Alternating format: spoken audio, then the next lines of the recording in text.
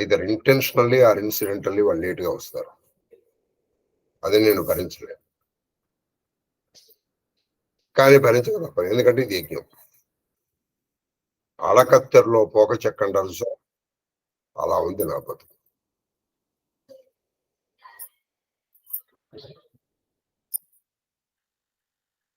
వీళ్ళు శిష్యులు, నేను గురువు. ఇది వీళ్ళ శిష్యరికం, ఇది నా గురుత్వం. ఇది నా గురుత్వం ఇలా ఏడిచింది.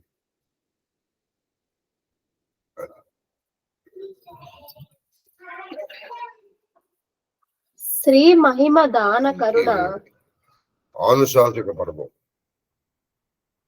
ధర్మపరం. అందుకే ఇది యజ్ఞం అని పూర్తి అనకపోతే నేను మొదటి నుంచి భగవంతుడు కూడా వాడు నా నోట్ చేత ఈ మాట అనిపించాడు, యజ్ఞం మధ్యలో ఆగకూడదు. అందుకని మనసు చంపుకొని, పౌరుషాన్ని చంపుకొని దీన్ని నేను కొనసాగిస్తున్నాను.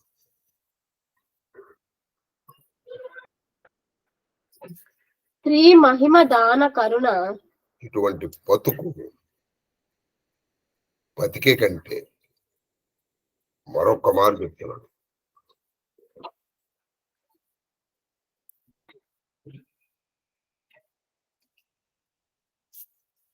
కాబట్టి ఈ ఆనుశాసక పర్వంలో మొత్తం దానం గురించి చెప్పడం జరిగింది. అయితే ఈ దానాలు తృతీయ పర్వంలో కూడా కంటిన్యూ అయినాయి. తృతీయ ఆశ్వాసంలో కూడా అవే దానాలు. అయితే ఇందులో మన శార్థ విధి, మనం పితృదేవతలకు పెట్టేటువంటి శార్థ విధిని కూడా నిర్ణయించారు. అది సంగతి. అయ్యా, ఇవాళ బుధవారం, ఆదివారం వరకు మనం చెప్పుకుంటాం. తర్వాత సోమవారం ఇట్లా జయలక్ష్మి గారు వాళ్ళ అమ్మాయి పెళ్లికి వెళ్తున్నాం. తర్వాత తిరిగి వచ్చిన తర్వాత మళ్ళీ పునఃప్రారంభం. అది సంగతి.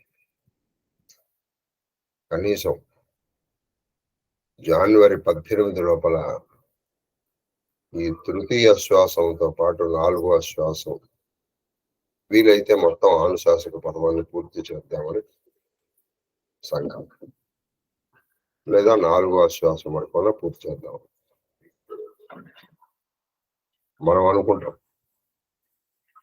వాడు దేవుడు వరం ఇచ్చిన పూజారి ప్రసాదం పెట్టాలని వాళ్ళు కూడా సమయానికి వచ్చేటువంటి బుద్ధిని మహాదేవుడు ఆ శ్రీకృష్ణుడు వాడల్లో కల్పించి దీన్ని కొనసాగించేటట్టు చేయక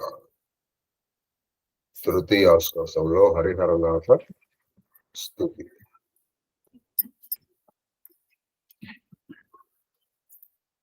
శ్రీ మహిమ దాన కరుణ, శ్రీ మహిమ దాన కరుణ.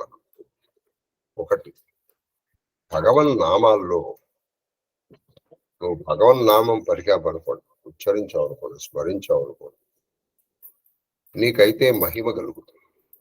కేవలం నామస్మరణ. కాళహస్తీశ్వర శతకంలో దూర్చటంటాడు, శివ శివేత్యాభాషణోల్లాసిని పవి పుష్పంబ. వాడు వజ్రం వేస్తే నీ మీదికి అది పువ్వులాగా తాగేస్తుంది. తర్వాత నువ్వు ఎప్పుడు శివ శివ అంటుంటే అనేక మహిమలు వస్తాయి. దాంతో నువ్వేవో హాంపట్టు భూంపట్టు చేస్తావని కాదు. కాబట్టి శ్రీ మహిమ వస్తుంది, లేదా దానం చేసేటువంటి బుద్ధి వస్తుంది, లేదా కరుణ, ఆయన యొక్క దయా విశేషాలను తెలియజేస్తాయి కొన్ని నామాలు. ఆయన దయా విశేషాలను తెలియజేసామనుకోండి, ఆ దయ నీ మీద కూడా ఆయన వర్షింపజేస్తాడు. ఎప్పుడైతే ఆయన అలా చేశాడో దయ ఆయన నీ మీద కూడా వర్షింపజేస్తాడు. అది సంగతి. భూమోద్భాసి బహునామ, భూమోద్భాసి బహునామ అంటే అనేక నామాలు ఉన్నాయి. ఈ నామాలు ఏం తెలియజేస్తాయి? నీ మహిమని, నీ దాన గుణాన్ని, నీ దయాగుణాన్ని, నీ యొక్క విశేషమైనటువంటి దాని గురించి తెలియజేస్తుంది.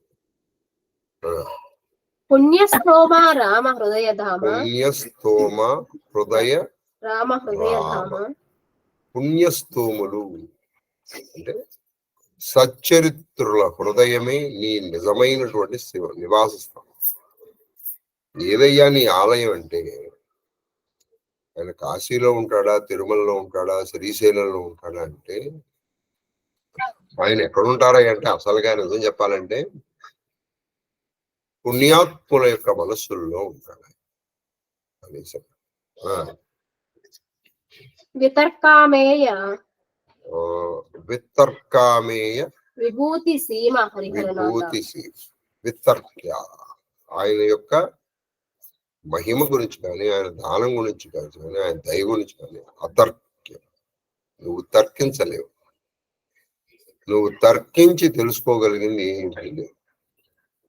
ఇందులో చాలా హెచ్చరిక ఉంది. తర్కము అదే విశ్లేషణ లేదా అనాలిసిస్. కొన్ని భాగాలుగా మీకు చెప్తున్నాను. అనవసరమైనటువంటి అనాలిసిస్ చేసి మీ శక్తిని వృధా పరుచుకోకండి. Better not waste your energy. కారణము లేని కార్యము జరగదు. అది అలా జరిగిందంటే దాని వెనకాల ఏదో కారణం. కాబట్టి బీ ఎ సైలెంట్ స్పెక్టేటర్. అలా చూస్తూ జరగనున్నది జరుగుతున్నవి అలా చూస్తూ. కాబట్టి నువ్వు తర్కించి ఈ మంత్రం చేస్తే, ఈ జపం చేస్తే, ఈ హోమం చేస్తే, ఈ క్షేత్రానికి వెళ్తే, ఈ వ్రతం చేస్తే ఈ విధమైన ఫలితం వస్తుంది అని నువ్వు చెప్పుకుంటూ వెళ్ళేవనుకో, నీకే కొడుకే మోక్షం దొరకదు. నీకు తెలియాల్సిందల్లా పరిపూర్ణమైనటువంటి శరణాగతి. శరణాగతి వల్లనే నువ్వు సాధించవచ్చు ఓ హరిహరనాథ అని చెప్పారు. ఈ కథని తిక్కన గారు రాసిన 15 పర్వాలు. ఇప్పటికి మనం దాదాపు యుద్ధ షట్కంలో 6, అటు మనం విరాట ఉద్యోగ పర్వాలు తీసుకుంటే 2, 6, 2, 8, శాంతి పర్వం 9, ఇది 10వ పర్వం తిక్కన రాజు గారు. ఈ 10 పర్వాల మట్టి మనం బాగా చూస్తున్నాం. ఏమిటి? ఈ కథని ఆయన హరిహరనాథుడికి చెప్తున్నాడు. భారత కథని తిక్కన గారు చెప్తున్నాడు. ఎలా చెప్తున్నాడంటే, అయ్యా తర్వాత ఏం జరిగిందంటే జనమేజయుడికి వైశంపాయనుడు ఇలా చెప్పారండి అని చెప్తున్నారు అన్నమాట. అది ఎలా చెప్తున్నారో విన్నాం. దేవా ధర్మజనకు భీష్ముండు అనుష్ఠేయంబుల చెప్పుట. దేవా దేవా ఓ హరిహరనాథ అని ఇలా చెప్తున్నారు. ఏమంటే వైశంపాయనుడు జనమేజయులకు అట్లు గోవుల మహానుభావము పాండవాగ్రజులు భీష్మునికి ధర్మంబులు తేటపడ అనుగ్రహించు పుయ్యిలోట వాపి నన్ను ఇలా చెప్తున్నా. అయ్యా నువ్వు అనేక ధర్మాలు చెప్తున్నావు, నా పుయ్యిలోట వాపావు. ఎందుకని? బాధ పోగొడుతున్నావు నెమ్మది. అసలు శాంతి పరంలో ప్రారంభమైంది నేను తన బంధువుల్ని, స్నేహితుల్ని, మిత్రుల్ని వీళ్ళందరినీ చంపినందుకు చాలా బాధపడి నేను అరణ్యాలకు వెళ్ళిపోతానైనా మీరు ఎవరన్నా రాజ్యం చేయండి అంతంతో ప్రారంభమైంది. కాబట్టి నా బాధను నువ్వు పోగొట్టు. అంటే నీ ఒక్కొక్క ధర్మ సూక్ష్మం నేను వినటం వల్ల నాలో కలిగినటువంటి ఈ ఉద్వేగం అది నెమ్మదిగా పోతుంది. బాధ పోతుంది. పోయి స్వస్థితికి వస్తున్నాడు. నన్ను కలుపుకొని కృపకు భాజనంబుగా నన్ను నీలో కలుపుకున్నావు. ఈ నన్ను కలుపుకోవడం అంటే ఏంటంటే యుద్ధం అయిపోయే వరకు వీళ్ళిద్దరూ ప్రత్యర్థులు. ఆయనేమో అటువైపు ఉన్నాడు, ఈయన ఇటువైపు ఉన్నాడు. వాళ్ళిద్దరూ ఒకళ్ళ మీద ఒకళ్ళు బాణాలు వేసుకున్నారు, తీవ్రంగా వేసుకున్నారు. ఆయన నీన్ని కూడా బాగా నొప్పించుకున్నారు. మరి ఇప్పుడు అదే భీష్ముడి దగ్గరికి వచ్చి మళ్ళీ ధర్మాలు వినాల్సి వస్తుంది. కాబట్టి అయినా భీష్ముడికి అదేమీ లేదు. రే 10 రోజుల్లో నన్ను ఎంత ఇబ్బంది పెట్టేవరా, తాతనని కూడా చూడకుండా అని కూడా ఆయన ప్రస్తావోక్తిగా కూడా అంటలేదు దాన్ని. భీష్ముడు యొక్క గొప్పతనం చూసారా, ప్రస్తావోక్తిగా అంటే మాట వరుసకు కూడా ఆయన అంటలేదు. తర్వాత కృపకు భాజనంబుగా చేయుటను చేసి నీ దయకి నన్ను పాత్రుని చేసి దానికి నేను ధన్యుణ్ణయ్యాను అతయ్య అని గంగాధరుడైన భీష్ముడితో ధర్మరాజు అడిగాడు. కొంకక ఇంకను అడిగాను. కొంకను ఇంకా అంటే ఏ మాత్రం ఆలోచించకుండా ఇంకా అడుగుతాను, ఎందుకంటే నీ దగ్గర నుంచి విన్న కొద్దీ ఇంకా ఆలోచిస్తాను, విన్న కొద్దీ వినాలనిపిస్తుంది. ఈ గోదాన మహిమలు ఇంకా ఆగల, ఇందులో కూడా కంటిన్యూ ఉంటాయి. అంత చెప్పారండి గోదాన మహిమ. తాత్పర్యములను అనుష్ఠింపవలైనవి ఏది అనుష్ఠించాలి, అనుష్ఠించాలంటే ఏమి పాటించాలి. అనుష్ఠానం అంటే పాటించవలసినవి ఏమేమి చెయ్యాలి, ఏదేదో అనుష్ఠించాలి అని అడిగారు. అడిగితే అనుడయ్యో అతడు అప్పుడు ఆ గంగాధనుడు ఆ కుంతి తనయ అగ్రజుడితో ఇలా అంటున్నాడు. ఏమన్నారంటే నియమంబును వేద పాఠము గును అని చెప్పడంలో ఏంటంటే ఆయన ఇందాక నుంచి వింటలేదు, ఇన్ని రోజులు బట్టి వింటలైనా ఉన్నాడు. కానీ ఇంకా అంటే ఇప్పుడు నువ్వు చాలా శ్రద్ధగా వినాల్సి ఇంకోటి చూడు అంటున్నాడు. అంటే శ్రద్ధగా వినవలసినటువంటి విషయాలు మాట విను, నువ్వు జాగ్రత్తగా వినాలి అంటే కొంచెం శ్రద్ధగా. ఏమిటంటే అది నియమం, ఒకటి నియమాలు పాటించాలి. ఈ నియమ పాలన చాలా ముఖ్యం.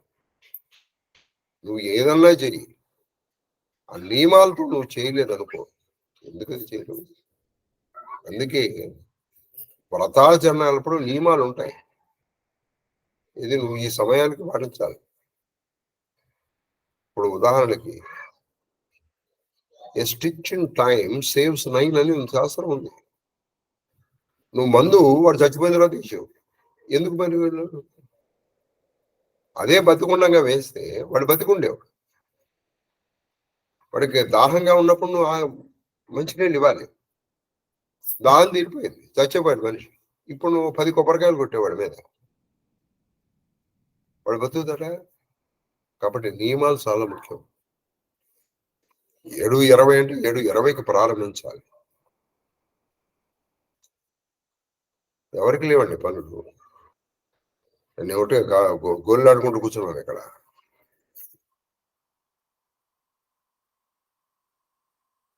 అంటే ఇట్ ఇస్ మియర్ నెగ్లిజెన్స్. ఆ తొక్కలది ఏం చేస్తాడు, మనం ఎలాగన్నా వీడు ఎలాగో ప్రారంభించలేడు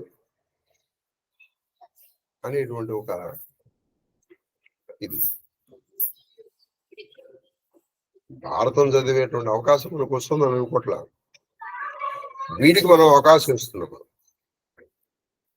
మన దయాదాక్షిణ్యాల మీద ఆధారపడి ఉన్నాడు. కాబట్టి నియమ పాలన చాలా ముఖ్యం. నియమం ఏ పనైనా చేయకూడదు, ఏ పనైనా చేయ నియమం. స్కూల్కి వెళ్తావు, ఓ పని చేస్తున్నావు, షాప్, దాన్ని చూస్తారు ఫస్ట్. నువ్వు వెళ్ళిన తర్వాత గొడ్డులాగా పనిచేయి. నువ్వు మొదట 5 నిమిషాలు లేట్గా రా, తర్వాత నీకు దాన్ని పట్టించుకోవచ్చు. నువ్వు బాగానే చేసావు కానీ అండి 5 నిమిషాల కోసం అంటే ఖచ్చితంగా దానికి ముందర ప్లాన్ వేసుకోవాలి. మనం 7:15కి ముందర రెడీగా ఉండాలి. This all indicates our discipline. దాని మీద మనకున్న శ్రద్ధను తెలియజేస్తుంది. తర్వాత నువ్వు చదవాల్సిందంటే వేదం పఠించాలి, పఠింపజేయాలి. తద్ధరణంబు అంటే నువ్వు పఠింపజేయాలి, పాఠన చేయాలి. దమము ఇంద్రియ నిగ్రహము, అధ్యాపనము చెప్పాలి. నీకు తెలిసినవి 10 మందికి చెప్పాలి. అప్రతిగ్రహము అంటే తీసుకోకుండా ఉండాలి. ఎందుకని తీసుకోకుండా ఉండాలి? వాళ్ళు తీసుకున్నావు అనుకో, వాళ్ళ పాపాలను నువ్వు తీసుకున్నవాడిపోతావు. కాబట్టి అప్రతిగ్రహణము.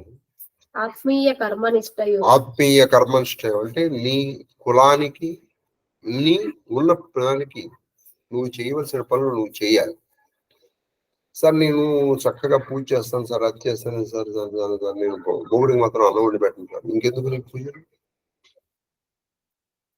సార్ నేను అది చేస్తాను ఇది చేస్తాను సార్, మా ఆవిడని మాత్రం నేను సరిగ్గా చూడండి సార్, ఇంకెందుకు నేను పూజలు? నేను అరుస్తూ ఉంటాను సార్, ఇంకెందుకు? కాబట్టి నీ కర్మానుష్ఠానము నువ్వు ఏ పని చెయ్యాలో ఆ పని ముందర చెయ్యాలి. ఉదాహరణకి నువ్వు విద్యార్థి అనుకో, ముందర విద్యాభ్యాసనం చేయాలి, ఆ తర్వాత ఏదైనా చేయాలి. ఇది మానేసి మిగతావన్నీ చేస్తానంటే ఎవడు మాత్రం ఒప్పుకుంటాడండి? కాబట్టి ఆత్మకర్మ నిష్ఠానం. తర్వాత సకలేంద్రియ జయము. సకలేంద్రియ జయం, అన్ని ఇంద్రియాలని జయించగలుగుతారు. సత్య నిరతియు. సత్య నిరతి, నిజం చెప్పడంలో, నిజం మాట్లాడటంలో ఆసక్తి. శృతదాన పరతయు. శృత దాన పరతం అంటే ఎప్పుడు కూడా వింటూ ఉండాలి, దానం చేయడంలో ఆసక్తి ఉండాలి, ఎదటి వాళ్ళకి ఏదైనా మంచి విషయాలు చెప్పడంలో కూడా నీకు ఆసక్తి ఉండాలి. బ్రహ్మచర్యము. బ్రహ్మచర్యముని పాటించాలి. ఇక్కడ బ్రహ్మచర్యం వల్ల నీ తేజస్సు పెరుగుతుంది. తర్వాత పితృ శుశ్రూషణము. పితృ శుశ్రూషణము, నీ తండ్రికి సేవ చేయాలి. మాతృ శుశ్రూషణం, తల్లికి సేవ చేయాలి. గురు శుశ్రూషణం. గురు శుశ్రూషణం, గురువు గారికి సేవ చేయాలి. అనుకంపయు. అనుకంపయు అంటే దయ కలిగి ఉండాలి. యాదేవి సర్వభూతేషు దయారూపేణ సంస్థిత. అన్ని భూతములు ఎట్లా దయ కలిగి ఉండాలి? ఎందుకని అన్ని ఎందు ఆయనే వ్యాపించి ఉన్నాడు కదా, కాబట్టి అన్నిటి ఎందు దయ కలిగి ఉండాలి. గోవ్రత సంపదయును. గోవ్రత సంపదయును. గోప్రద, గోవులు సంపద, గోవ్రత సంపద అంటే గోవుల పట్ల వ్రతం. గోవ్రతం అంటే గో పూజ, గో సేవ, అది చేయిస్తూ ఉండాలి. అందులో నీకు ఆసక్తి ఉండాలి. వత్స ఆచరింపవలయునట్టివి. వత్సాన ఆచరింపవలయునట్టి అని పలుకుటయును. ఇవన్నీ నువ్వు చేయాలి. ఆయన వత్స అంటంలో ఆ గంగాతనయుడికి ఈయన మీద కనుక ప్రేమ కలిగింది. ఇవి నువ్వు ఆచరింపదగిన పనులు. ఆ నృపాలవరుడు గోప్రధాన విధి అకుంఠిత కృప నాకు నిర్వచన. ఆ నృపాలవరుడు గోప్రధాన విధి అకుంఠిత ఆచరింపు. ఆ నృపాలవరుడు ఏం చెప్పాడంటే, నీకు తక్కువ కాని దయతో ఈ గోవుల్ని ఎలా దానం చేయాలో ఆ విధానాన్ని నాకు చెప్పాను. ఎందుకని మనం గత అశ్వాసం గో దానము ఎలా చేయాలో అలా చేయకపోతే వాడికి పాపం వస్తుంది, పుణ్యం కంటే పాపం వస్తుంది.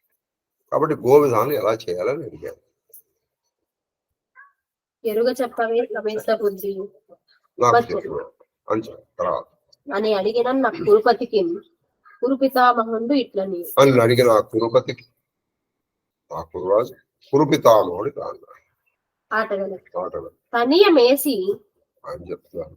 ఏమన్నారంటే చక్కగా తనియమేసి తృప్తియారగా భోజనం చేసే, నీరు త్రావి మందకు వచ్చి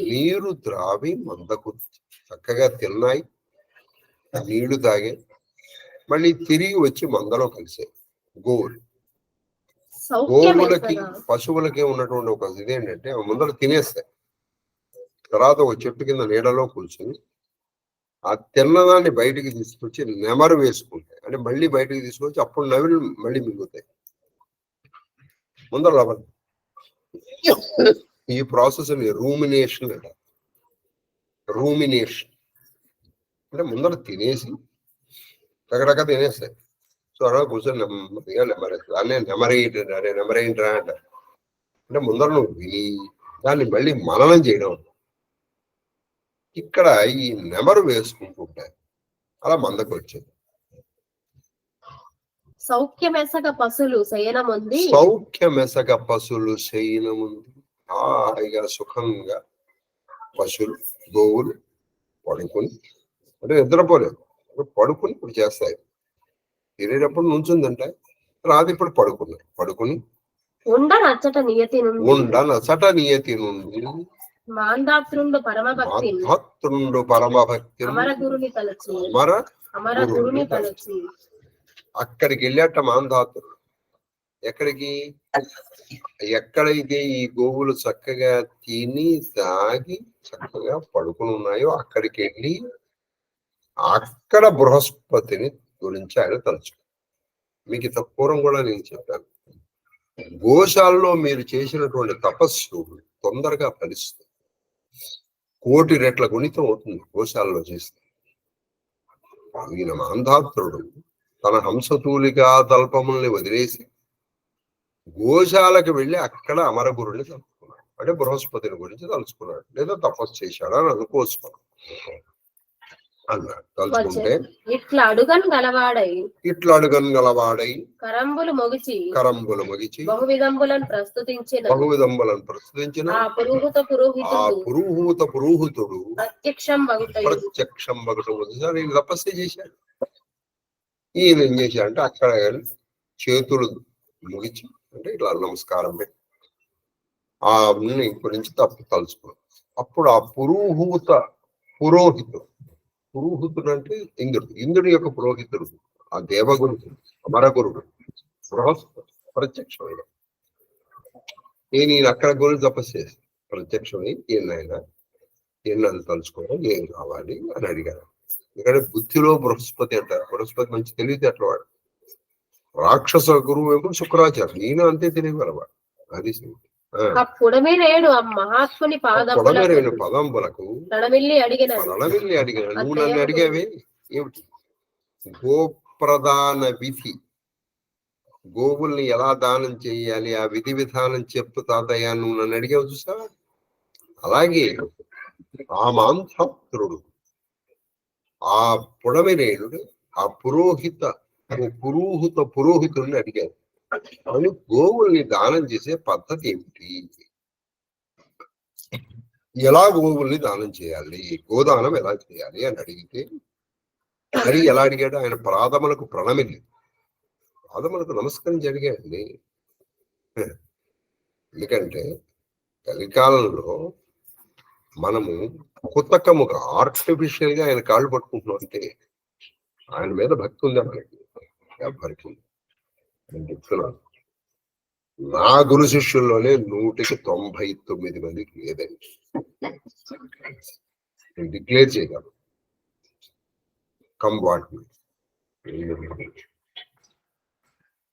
వీళ్ళని చూసి ఏం భయపడాలి, వాడేమనుకుంటాడు, వీడేమనుకుంటాడు. ఇలా శిష్యుల్ని చూసే భయపడేటువంటి గురువు జీవితం కూడా ఒక జీవితం.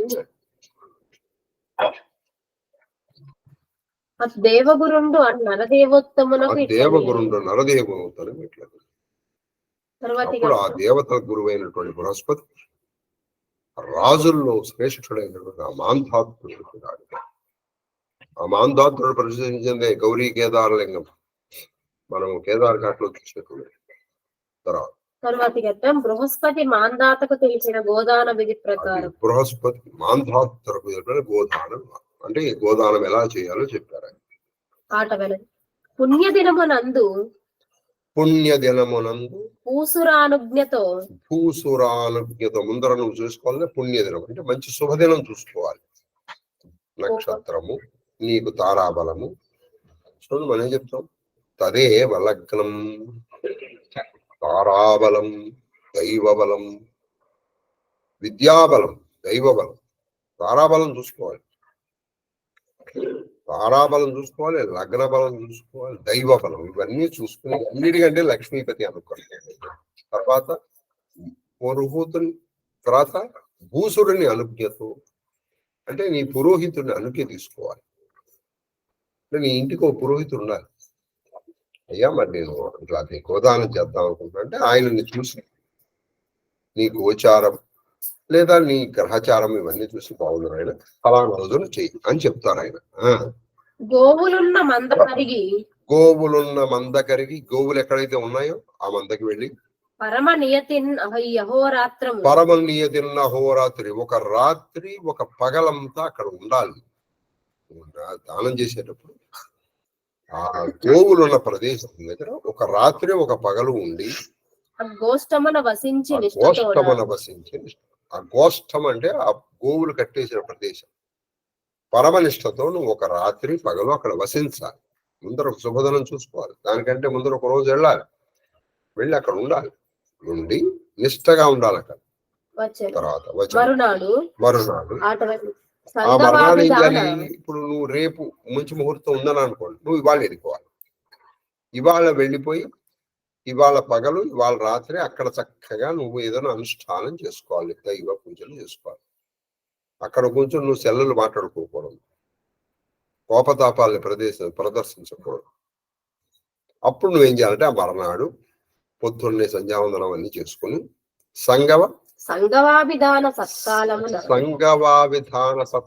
సంగవ ఏ సమయంలో దానం చేయాలో చెప్పారు. గోదానం మన పగటిని అంటే సూర్యోదయం నుంచి సూర్యాస్తమయం వరకు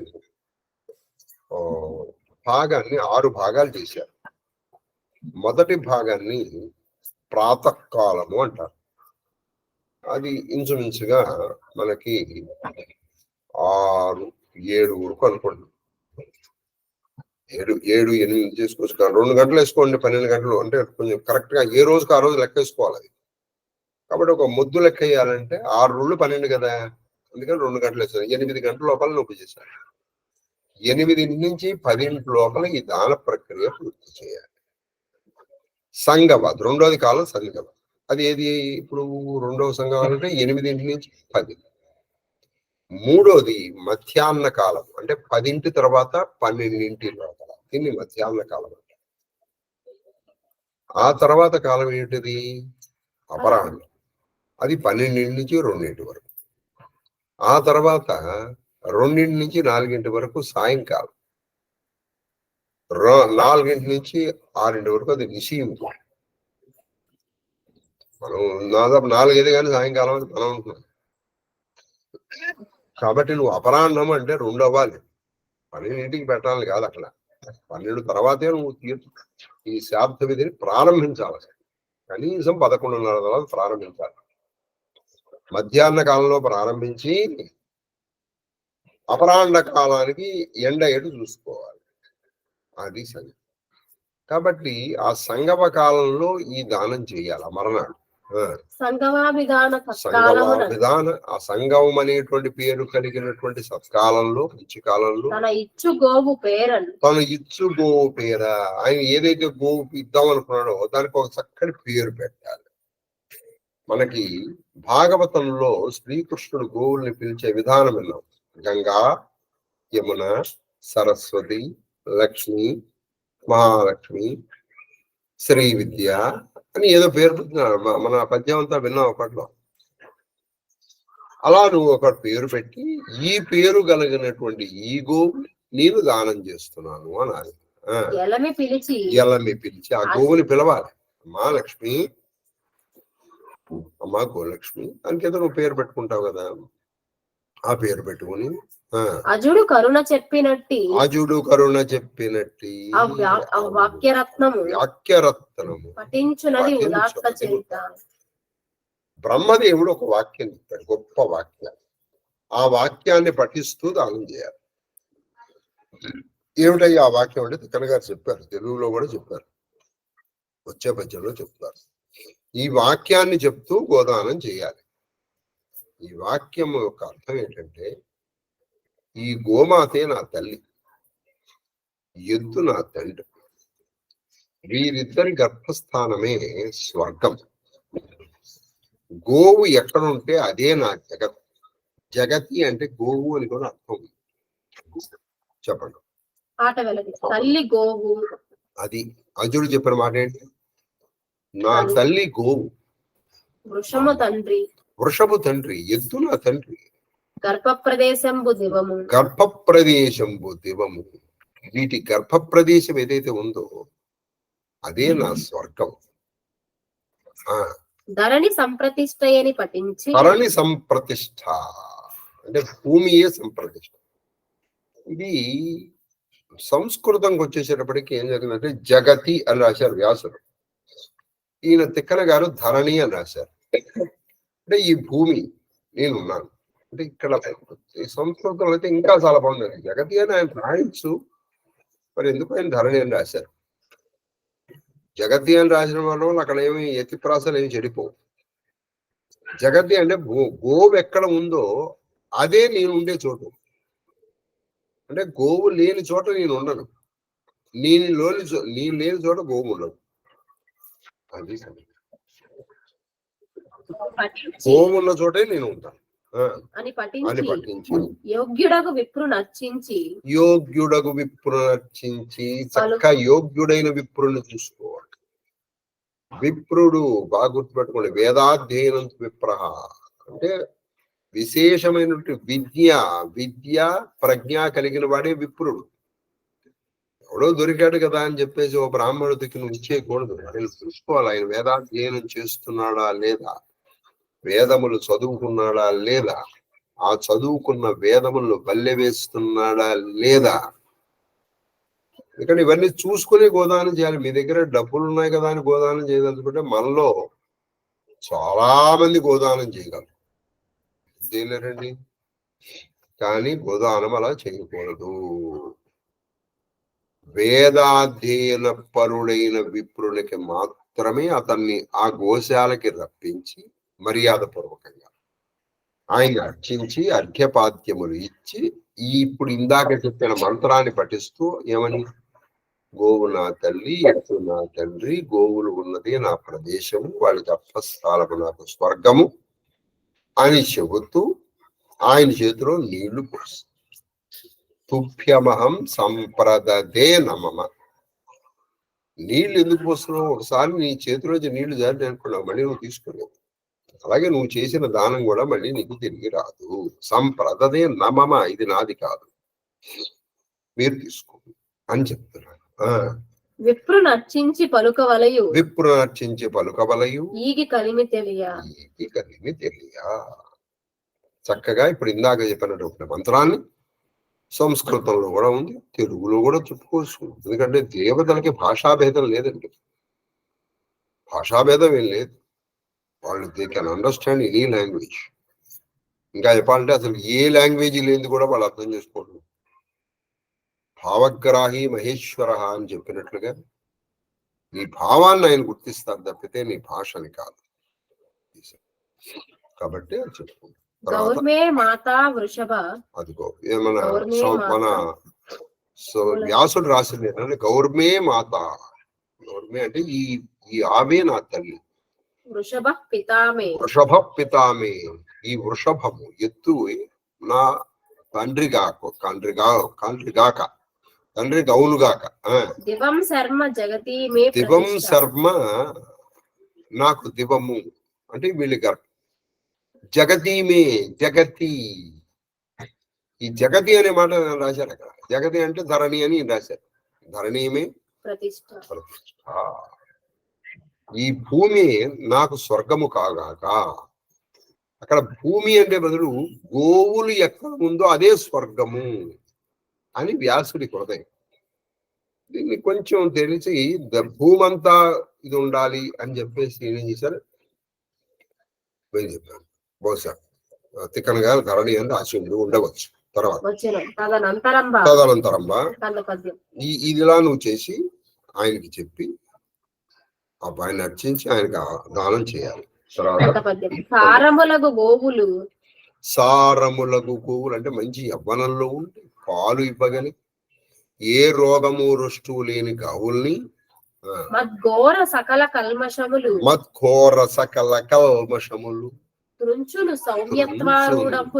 త్రుంచును. మద్ఘోర నేను చేసినటువంటి ఘోరమైనటువంటి కల్మషములు పాపములన్నీ తుడిచేస్తాను. ఎందుకని నేను మంచి బలమైన బలిష్టమైన సారవంతమైనటువంటి గోవుని దానం చేస్తున్నాను. గోవుని దానం చేస్తున్నాను కాబట్టి నా పాపములు తుంచుతాయి అని చెప్తుంది. సౌమ్యత్వారూఢంబులు సౌమ్యమైనటువంటివి. శాశ్వత సారోదార పదమిచ్చి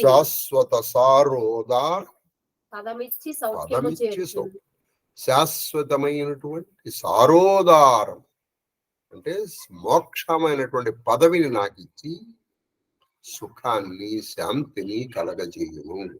ఇవన్నీ చెప్పాలి. గోదానం చేసేటప్పుడు నా పాపములన్నీ పోవాలి, అంతే కదండి. ముందర పాపాలు పోవాలి, పుణ్యాలు కూడా అక్కర్లేదు. ఇక మోక్షం అంటే పాపం పుణ్యం రెండు టాలీ అయిపోవాలి. అది సరే, నా పాపాలు పోవాలి, పునరావృత్తి రహిత శాశ్వత పరబ్రహ్మలోకం నాకు ప్రాప్తి అనుకోవాలి.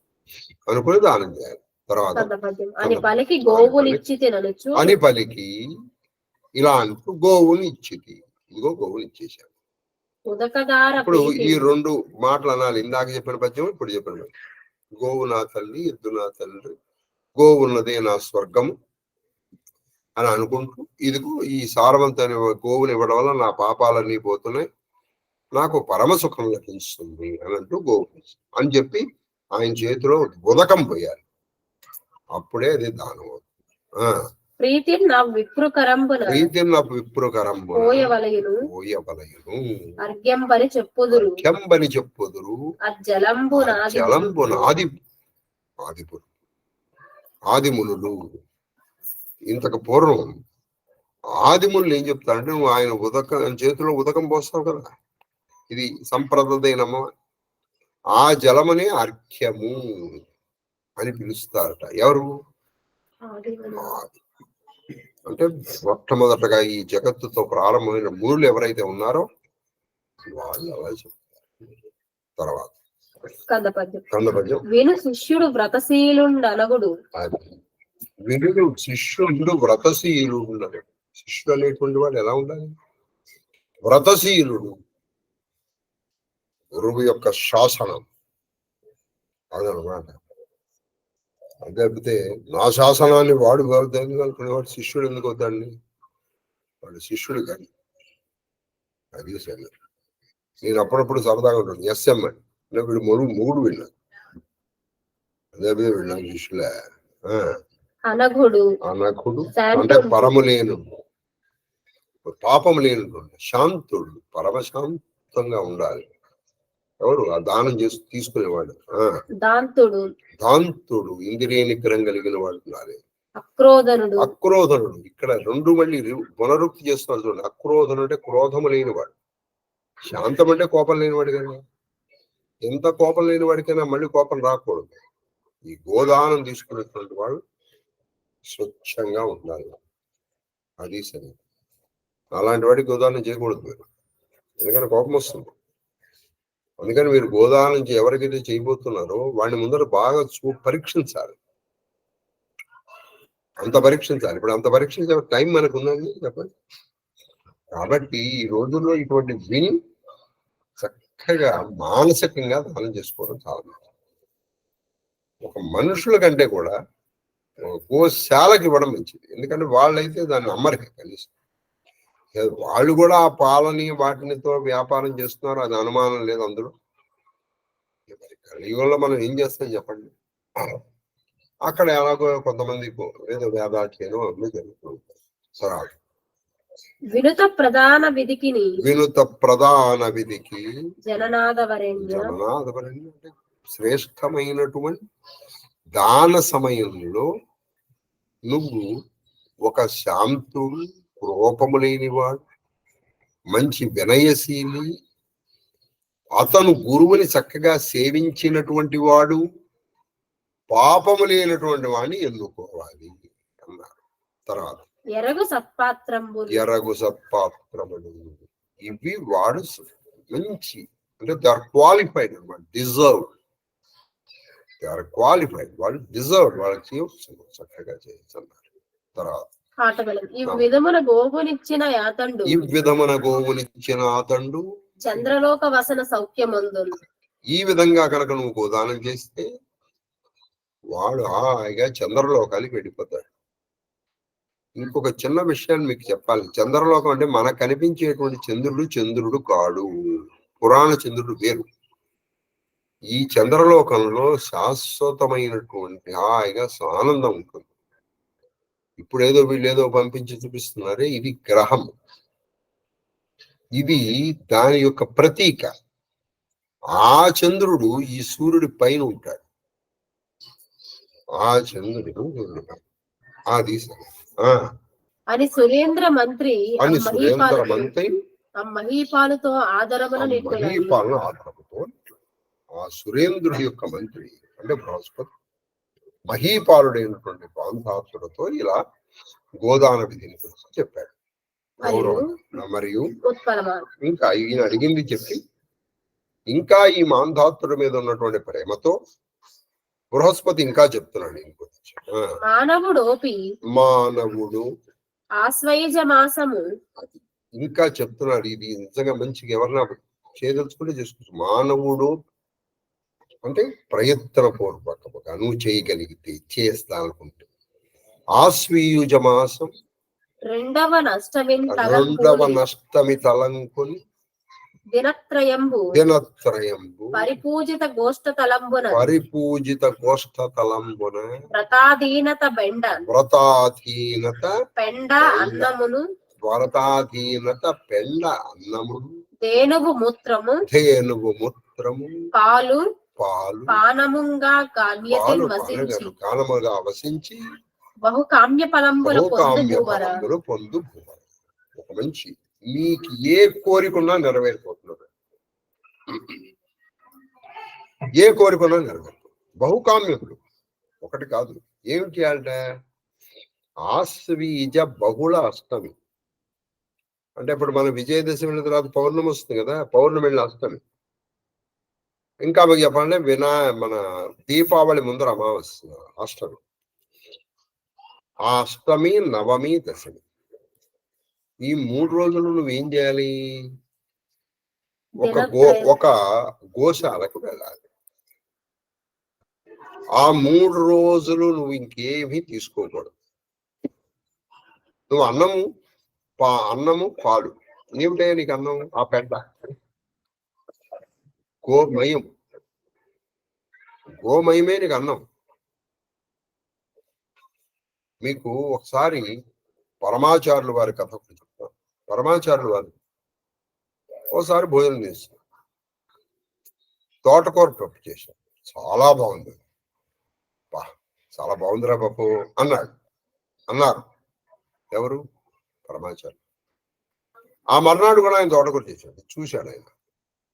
అన్నాన్ని కూర్చున్నవాడు ఏమిటోరా ఇవాళ అన్నం సహించట్లేదు అని గోశాలకు వెళ్ళి కొంచెం గోమయం నోటికి రాసుకుని పడుకున్నాడు.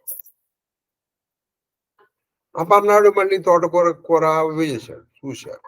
మళ్ళీ ఇదే చేశాడు. 3 రోజులు వాడు చాలా భయపడిపోయాడు. ఏమండి నా వల్ల ఏమైనా తప్పు జరిగింది? నీ వల్ల తప్పు జరగలేదు.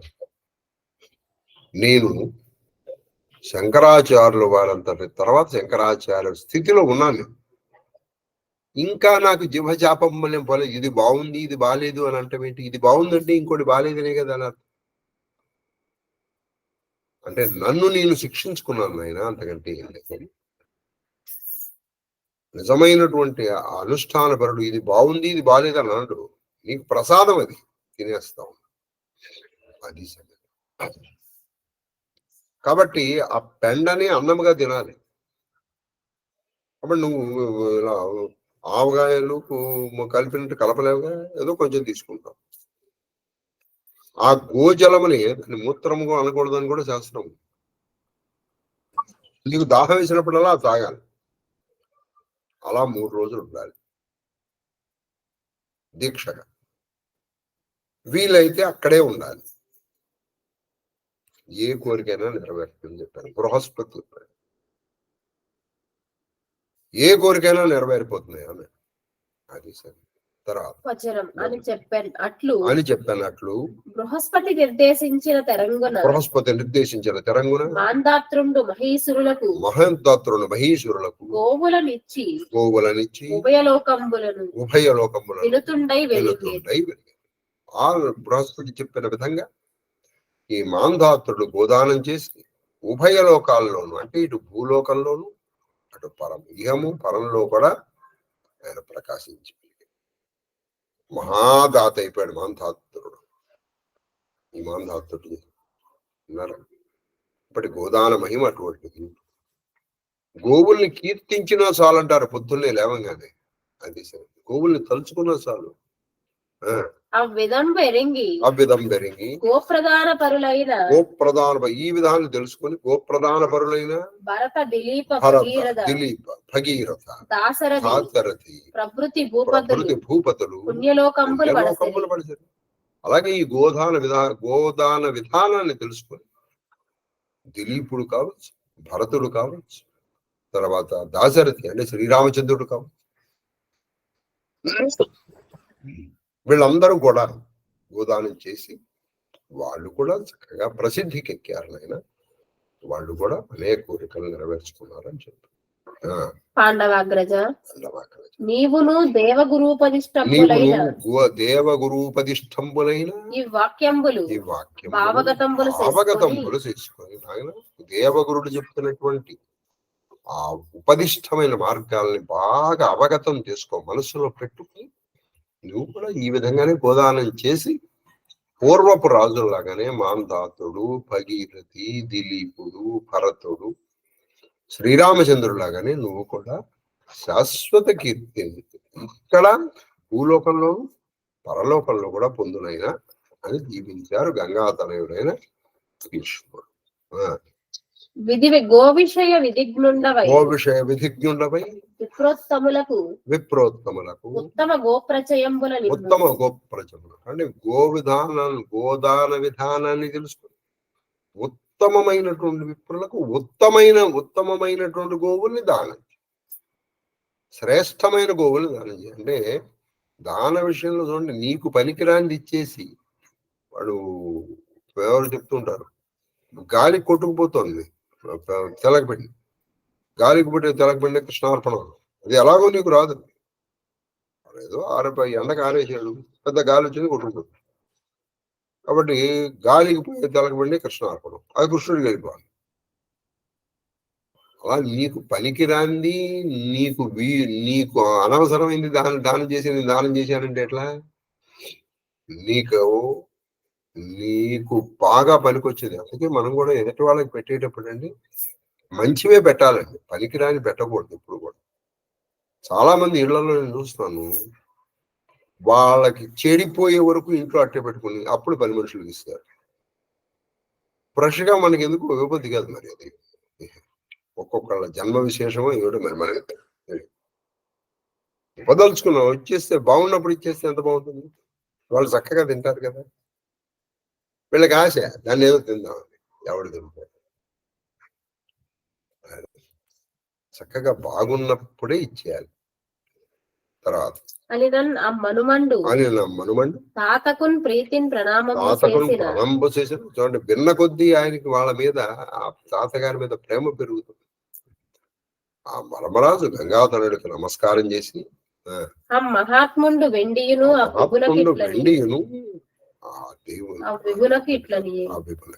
ఆ రాజుతో ఆ గంగాధరుడు ఇంకా ఇలా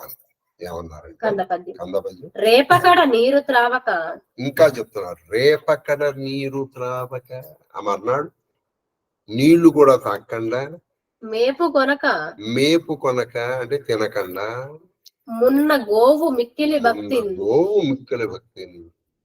అంటే దాన్ని ఎప్పుడు ఇవ్వాలో చెప్తారు. అది ఇంకా మేత తినలేదు, నీళ్లు తాగలేదు. భూపాల ఇచ్చునది దివ్య వ్యాపార సుఖంబు బడయ ఆత్మ తలచిన. నువ్వు ఎప్పుడు గోదానం చేయాలంటే ఇంకా గోవు తిని తాగక పూర్వమే. అందుకే సంగవస్థ మధ్యలో చెప్పారు, ఆ రెండో సమయంలో చక్కగా దాన్ని దానం చేసేసేనైనా అప్పుడు గనక ఇస్తే నీకు దివ్యమైనటువంటి సుఖం, శాంతి లభిస్తుంది అని చెప్పారు గంగాధరయ్య. మొదబులలో నెల్ల నువ్వు నీ దగ్గర ఉన్న మొదబులలో నెల్ల కపిల మొదవు వరిష్టము అయినా గోవులన్నిట్లో కల కపిల ధేనువు. ఈ కపిల ధేనువునే నల్ల ఆవు అని అంటూ ఉంటారు. నల్లది కాదు, కపిలం అంటే గోధుమ రంగు. గోధుమ అంటే ఇప్పుడు అది ఎరుపు కాదు, పసుపు కాదు, బ్రౌన్ ఇంకా చెప్పాలంటే దాన్ని కపిల వర్ణం అనాలి. నల్లది నల్లావు శ్రేష్టం, అందులో అనుమానం ఏం లేదు. అయితే నువ్వు గోదానం చేసినప్పుడు ఏ గోవు ఇస్తే ఏ లోకం వస్తుందో కూడా చెప్పింది. తెల్లావు ఇస్తే ఏ లోకం, నల్లావు ఇస్తే ఏ లోకం, తర్వాత ఈ కపిల ధేను ఇస్తే ఏ లోకం. కాబట్టి అన్నిట్లో కల్లా చాలా శ్రేష్టమైంది ఏమిటయ్యా అంటే కపిల ధేను. ఇప్పుడు ఆ కపిల వర్ణం దీనికి ఎలా వచ్చిందో చెప్తున్నానండి. ఆ కథ వింటే కలిదోషాలు పోతాయండి. రాజముఖ్య నియతిమైనది విప్రునకిచ్చుట, నియతిమై అది విప్రునకిచ్చుట అరయ తుది దానము. తుది దానము. ఈ తుది అంటారు చాలా కరెక్ట్. కపిల దానం కనుక నువ్వు దానం చేసావంటే నువ్వు తర్వాత దానం చేయడానికి ఏమీ లేదు పోవాలి అంటే నువ్వు ఇంకేం దానం చేయకలేదు. కపిల ధేనువు, కపిల గోవు కనుక నువ్వు దానం చేస్తే అది తుది, ఫైనల్, అల్టిమేట్ అనమాట. నువ్వు తర్వాత ఇంకే దానం చేయకల్లా, అన్ని దానాలు చేసేది. నరకు దురితాటములు అవి ఏం చేస్తుంది? దురితం అనేటువంటి పాపములనేటువంటి అడవుల్ని నరికేస్తుంది. పాపములను అడవులు నరికేస్తుంది. ఎందుకంటే అది ఆఖరిది, అంటే అది నీకు మోక్షాన్ని ఇచ్చేస్తుంది. కపిల దానం ఒకటిస్తే చాలు. విని కౌంతేయాగ్రజుండు కపిల దేవునకు ఈ విశేషం ఎట్లు కలిగి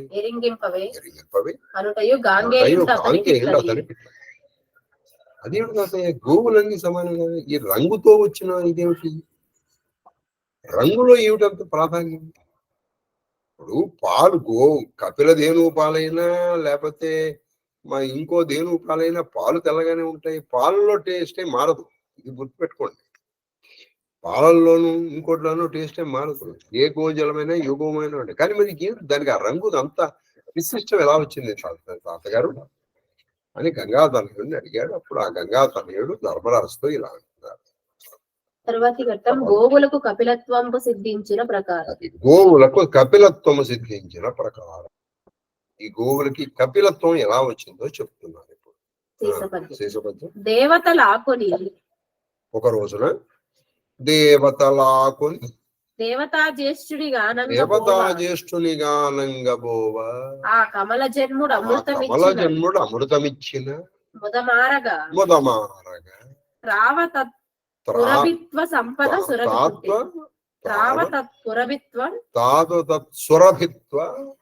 సంపద సురభి పుట్టే. ఒక రోజున ఎందుకో దేవతలకు బాగా ఆకలేసింది. ఎంత ఆకలేసిందంటే వాళ్ళందరూ వెళ్ళి బ్రహ్మదేవుడి దగ్గరికి వెళ్ళారు. బ్రహ్మదేవుడు ఏమిటో ఆయన వీళ్ళందరూ వచ్చారంటే ఆకలిగా ఉందండి అన్నారు.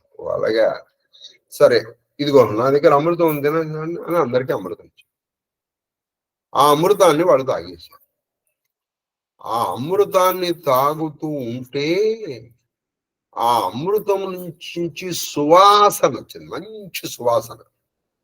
అందుకే సౌరభము. మీరు ఏమక్కలేండి, సురభి నమః, ఇది గొప్ప మంత్రం, కామధేను మంత్రం. ఇది కామధేను క్షీరచక్రార్చన చేసేటప్పుడు ఈ పంచపంచకంలో వస్తుంది కామధేను. ఇదేమీ లేదనుకోండి, మీరు సురభి తలుచుకుంటే చాలు కామధేను. ఆ సౌరభము నుంచి వచ్చింది కాబట్టి ఇది సురభి.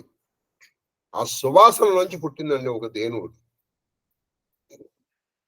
దేవతలు తాగేటువంటి అమృతం నుంచి వెలువడిన మంచి సువాసన నుంచి కొన్ని ధేనువులు పుట్టాయి. అవి సురభులు. అవి కపిలాలు కావు, మామూలుగానే ఉన్నాయి, తెల్లగానే ఉన్నాయి. మొదట్లో పుట్టినప్పుడు సురభులు పుట్టే. అవి సౌరభేయులు. వాటిని సౌరభేయులు అంటారు. అంటే వాటినే కామధేనువులు అంటారు. అలాగా పుట్టాయండి కామధేనువులు. పుట్టి అంటే అందుకే గోవు పాలు అమృతం. ఆ కామధేను సంతతి ఇవన్నీ. కాబట్టి గోవు పాలు అమృతము. గోవు పాలు ఏమిటి? అమృతము. తర్వాత ఉత్పాదించెను. ఉత్పాదించు. ఒకప్పుడు హిమగిరి ఉపరితలము ఒకప్పుడు హిమగిరి ఉపరితలం ఎవరమ్మా? ఒకప్పుడు హిమగిరి ఉపరితలం అలంకరించుచును. ఇవన్నీ ఆ హిమగిరి యొక్క ఉపరితలం మీదకి అక్కడ స్వేచ్ఛగా విహరిస్తున్నాయి. ఏవి? ఈ సురభులన్నీ హాయిగా విహరిస్తూ ఉండగా అవి శంకయించుకలేక ఉన్నెడ వానిలోనొకటి లేగ చన్ను కుడువ అందులో కొన్ని అవి ఆ హిమవత్ పర్వత ప్రాంతాల్లో తిరుగుతున్నాయి, హాయిగా స్వేచ్ఛగా అటు ఇటు ఇటు తిరుగుతున్నాయి. అందులో ఒక లేగ ఏం చేస్తుంది? ఆ తల్లి యొక్క చన్ను పాలు తాగుతుంది. ఆ పాలు తాగుతూ ఉంటే తదాస్య నిష్యందమానమైన దుగ్ధపేనము పవమాన నిహతి తూలి తపముగ్రముగ చేయు సూలి మౌళి పడిన దేవుడు అధిక కోపంబు కదు. ఆయన వాడుతున్నాయి. ఈ లోపల ఒక లేగ కిందకు పాలు తాగాలనిపించింది. పాలు దిగుమంటే ఆకలే చెప్తుంది. ఆ అల్లి దగ్గర పాలు తాగుతుంది. ఆ పాలు తాగుతూ ఉండగా ఏం జరిగింది? నొరగ ఇలా వచ్చింది. పేన అంటే నొరగ, దుగ్ధ పేన అంటే పాల నొరగ. ఆ పాల నొరగ ఇలా వచ్చేటప్పటికి ఈ లోపల ఈ నురుగు ఇలా వచ్చింది. అప్పుడే గాలి వచ్చింది. ఎవరు పడిపాలవరా? దుగ్ధపేన పగడిపాల దుగ్ధపేన ఆ పాల నొరగ గాలి వచ్చింది. ఈ గాలికి ఏం జరిగింది? ఈ పేనకి బరువే ఉన్నది కదా, అది ఇట్లా ఈగిరింది.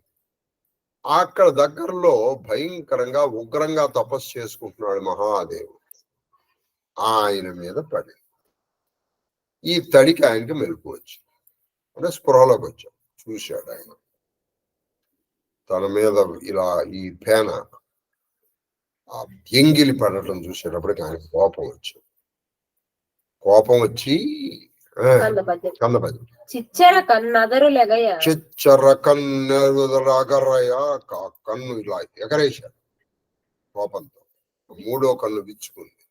దీనికి తెలియకుండానే కోపంతో చిన్న కపిలత్వం ఉంది. అవి ఈ గోవులన్నీ ఆ మంటకి తెల్లటి గోవులు కాస్త బాగా కమిలిపోయినాయి. కపిలత్వం వచ్చింది. ఇప్పుడు మీకు ఎక్కడన్నా అంటుకుందనుకోండి, అక్కడ బాగా కమిలిపోయినప్పుడు అక్కడ ఎలా అవుతుంది? అది మీరు పూర్తిగా ఎరుపు అనలేరు దాన్ని. అదనమాట. ఆయన కంటి మంటలతో మొత్తం అక్కడ ఉన్న గోవులన్నీ కపిలత్వం అనుకుంది. విబుధ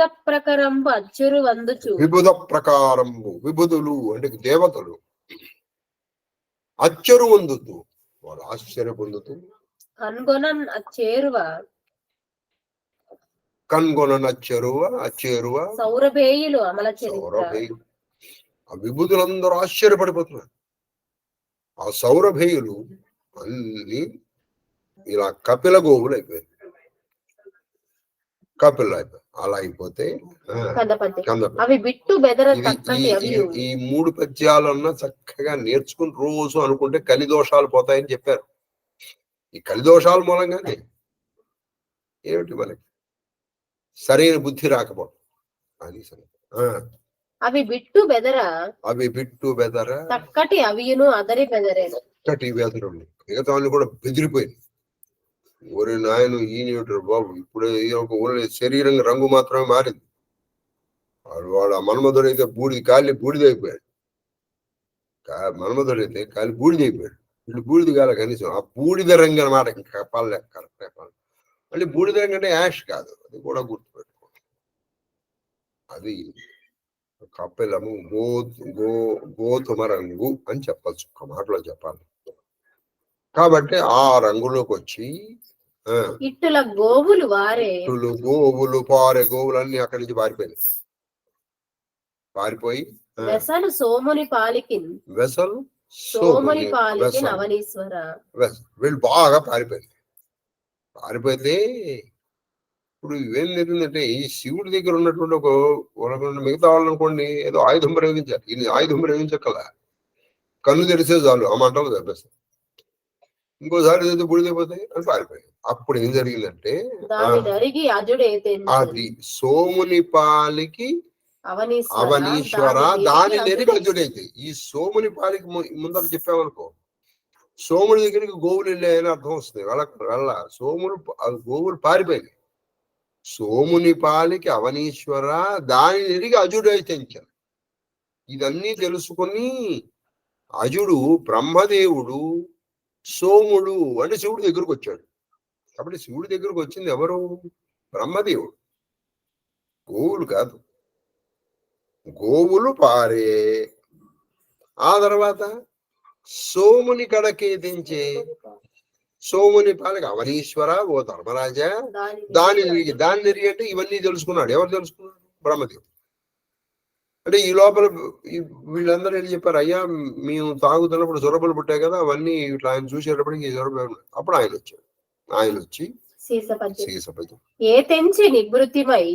ఈయన వచ్చి ఏమని చెప్పారంటే ఏ తెంచ నివృత్తిమై ఈశ్వరు చరణాంబుజములకు ఎరగి హస్తములు ముగించి ఆయన వస్తూనే అలా వేగంగా వచ్చి ఆ మహేశ్వరుడు మహాదేవుడి పాదపద్మములకు సాగిల మురక్కి నమస్కారం చేసి అమృత సిక్తుడ వైతివి అఖిలేశ అమృత సిక్తుడ వైతివి అఖిలేశ. అయాన్ని పైన చంద్రకళ చంద్రమౌళీశ్వరుడు.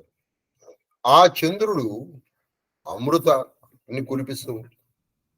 ఆ అమృతం నువ్వుతో బాగా కరిగిపోయినావు. అమృతంతో నువ్వు తడిసిపోయి ఉన్నావు.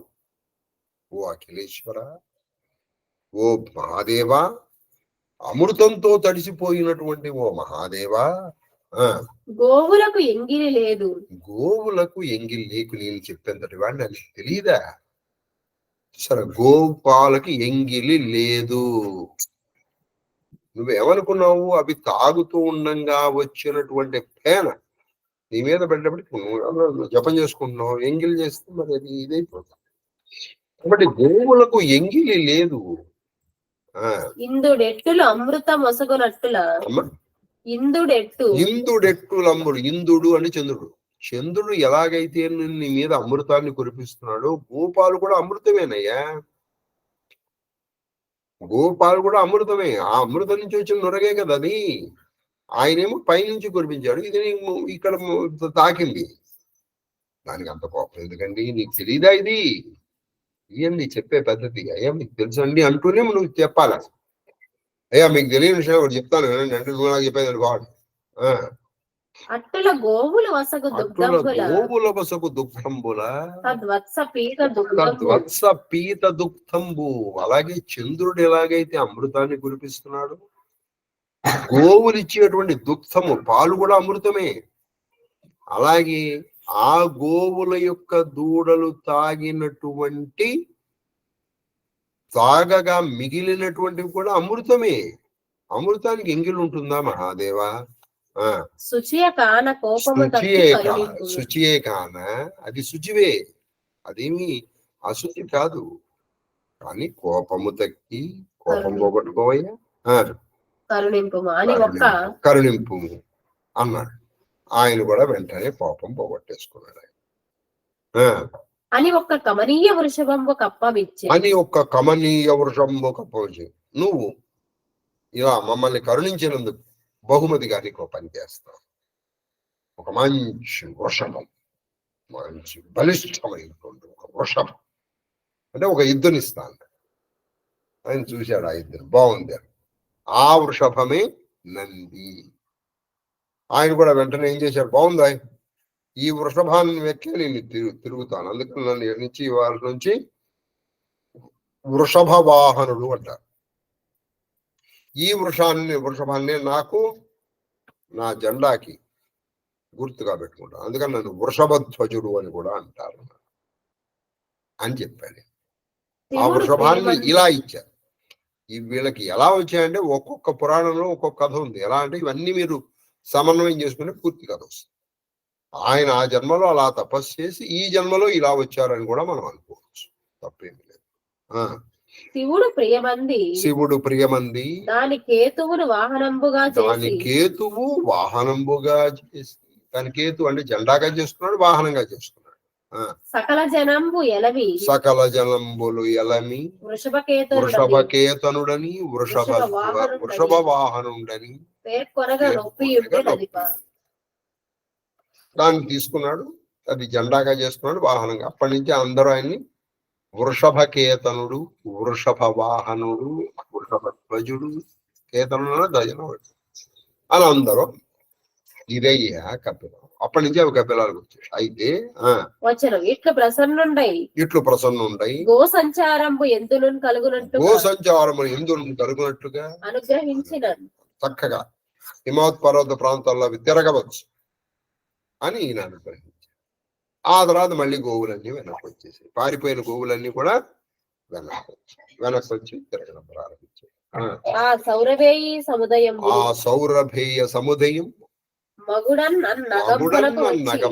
ఆ సౌరభులు, సురభులు అంటే ఎలా వచ్చాయి? అమృతం నుంచి వచ్చేవి. ఆ సౌరభేయ సముద్రం మగుడని మళ్ళీ తిరిగి ఆ నగమునకు, ఆ కొండకు వచ్చి విచ్చలవిడి వర్తింపం చూసి విచ్చలవిడిగా తిరుగుతున్నాయి. కానీ వాటికి వచ్చిన రంగు మాత్రం అలా ఉండిపోయింది. తన చూపునం కపిల అయిన గోవులకు తక్కిన వర్ణంబుల కంటే ఉత్తమత్వంబు గలుగా విరించి వీడ్కొలిపాను. అయినా నా చూపు వల్ల వీటికి కపిలత్వం వచ్చింది కాబట్టి మిగతా గోవులన్నిటికంటే కల కపిల ధేనువు చాలా శ్రేష్టం అని వరమిచ్చి అయినా అని బ్రహ్మదేవుణ్ణి పంపించేశారు మహాదేవుడు. కాబట్టి కపిల ధేనువు దర్శన మాత్రంతోనే మీ ఎన్నో కోరికలు నెరవేర్చగలుగుతుంది. అది సంగతి. కపిల ధేనువుని దానం చేశారు. ఇది తుది దానం. నేను మళ్ళీ దానం చేయాల్సింది ఏది చేయగల దానం. నువ్వు అటు దశదానాల్లో, షోడశ దానాల్లో నీ ఇష్టం ఏ దానం నేను చేయగలను. ఈ అశ్వాసం అంతా దాదాపు మళ్ళీ కాదు దానాలేనండి. అందులో ముఖ్యంగా గోదానము, తర్వాత ఇంకేవో 2-3 దానాలు వస్తాయి. అట్లు కావున కపిల గోప్రదానంబు గోదాన కల్పంబునంతకు అధికంబని చెప్పి గోదానములు అన్నిట్లో కపిల దానం, కపిల గోదానం, కపిల గోదానం అన్నిటికంటే శ్రేష్టము అని చెప్పి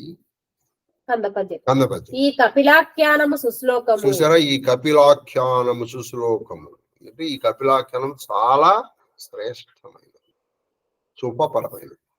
దీని పఠనము, దీన్ని పఠించిన వాళ్ళు, దీని శృతము విన్న మీరు కలిమలోద్రేకంబు బాకి అంటే కలిల కాలంలో ఉండే ఉద్రేకాలు, పాపాలని పోగొట్టి సుతులను అనేక ధనంబులను అంటే నీకు చక్కటి కొడుకులు ఇస్తుంది. అంటే వంశాభివృద్ధి కలుగుతుంది. ఇక ఈ 4 పద్యాలు చదువుకుంటుంది. 2 ధనమునిస్తుంది, ఐశ్వర్య ప్రాప్తి, కలిదోషాలు పోతాయి, వంశాభివృద్ధి, ధనాభివృద్ధి కలుగుతుంది. ఈ 4 పద్యాలు అయిపోయింది. ఒక మొత్తం తెలిసి నాకు 6-7 పద్యాలు కూడా ఉండవండి. చదువుకోవడానికి ఏం మాయరోడు, చదవండి. తర్వాత వచనం అనిన విని ధర్మపుత్రుండును తమ్ములను సమ్మోదంబునుంది భీష్మునకు ప్రణమిల్లి గోప్రదానంబులు విధి సంపన్నంబులుగా చేయువారై మనంబులను పూనిది. అప్పుడు ఆయన తమ్ముళ్ళందరూ కూడా భీష్ముడికి నమస్కారం చేశారు.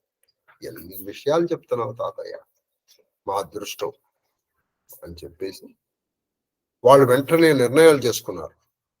మేము అనేకమైనటువంటి గోవుల్ని దానం చేస్తాము. అవకాశం వచ్చినప్పుడల్లా, అవసరం వచ్చినప్పుడల్లా వీలైనంత మేరకు గోదానం చేస్తాము అని నిర్ణయించుకుని నలుగురు, అందరూ 5గురు కూడా. తర్వాత ఆ పితామహుండు ఆ పాండవాగ్రాజును ఉద్దేశించి వెండియుని ఇట్లని ఆ ధర్మరాజుతో ఆ గంగాతనయుడు కురుకులంలో పితామహుడైనటువంటి ఆ ధర్మరాంగేయుడు ఇలా అన్నారు. శీసపతి సౌదాసుడు అనగా ఇక్ష్వాకు కులంబున జరిగించే. ఇంకొక ఆయన కథ చెప్తున్నారు, సకల చక్కటి కథ. సౌదాసుడనగా ఇక్ష్వాకు కులమున జనించి, ఇక్ష్వాకు అంటే రాముడి కంటే చాలా ముందర వాడి. ఈయన పేరు సౌదాసుడు, ఇక్ష్వాకు కులమున జనించే. అతడు మునివరేణ్యుడైన వశిష్ఠుని. ఈ ఇక్ష్వాకు కులానికి కుల పురోహితుడు ఎవరు? వశిష్ఠుడు. మొదటి నుంచి అంతే, కుల పురోహితుడిని మార్చడండి ఎప్పుడు. అతడు కుల పురోహితుల వశిష్ఠుని సమీపించి ఆత్మ పురోహితులకు వినతుడై, ఆత్మ పురోహితుడు కదా కులానికి చాలా వినతుడై నమస్కరించి అడిగే పవిత్రం అన్నిటికంటే పవిత్రం. ఇప్పుడు ఈయన కూడా అడగలే మంగళాయతం, అన్ని శుభముల్లోకల్లా శుభమేది, అన్ని పవిత్రాల్లోకల్లా పవిత్రం ఏదంటే what is the holiest in all the holy things.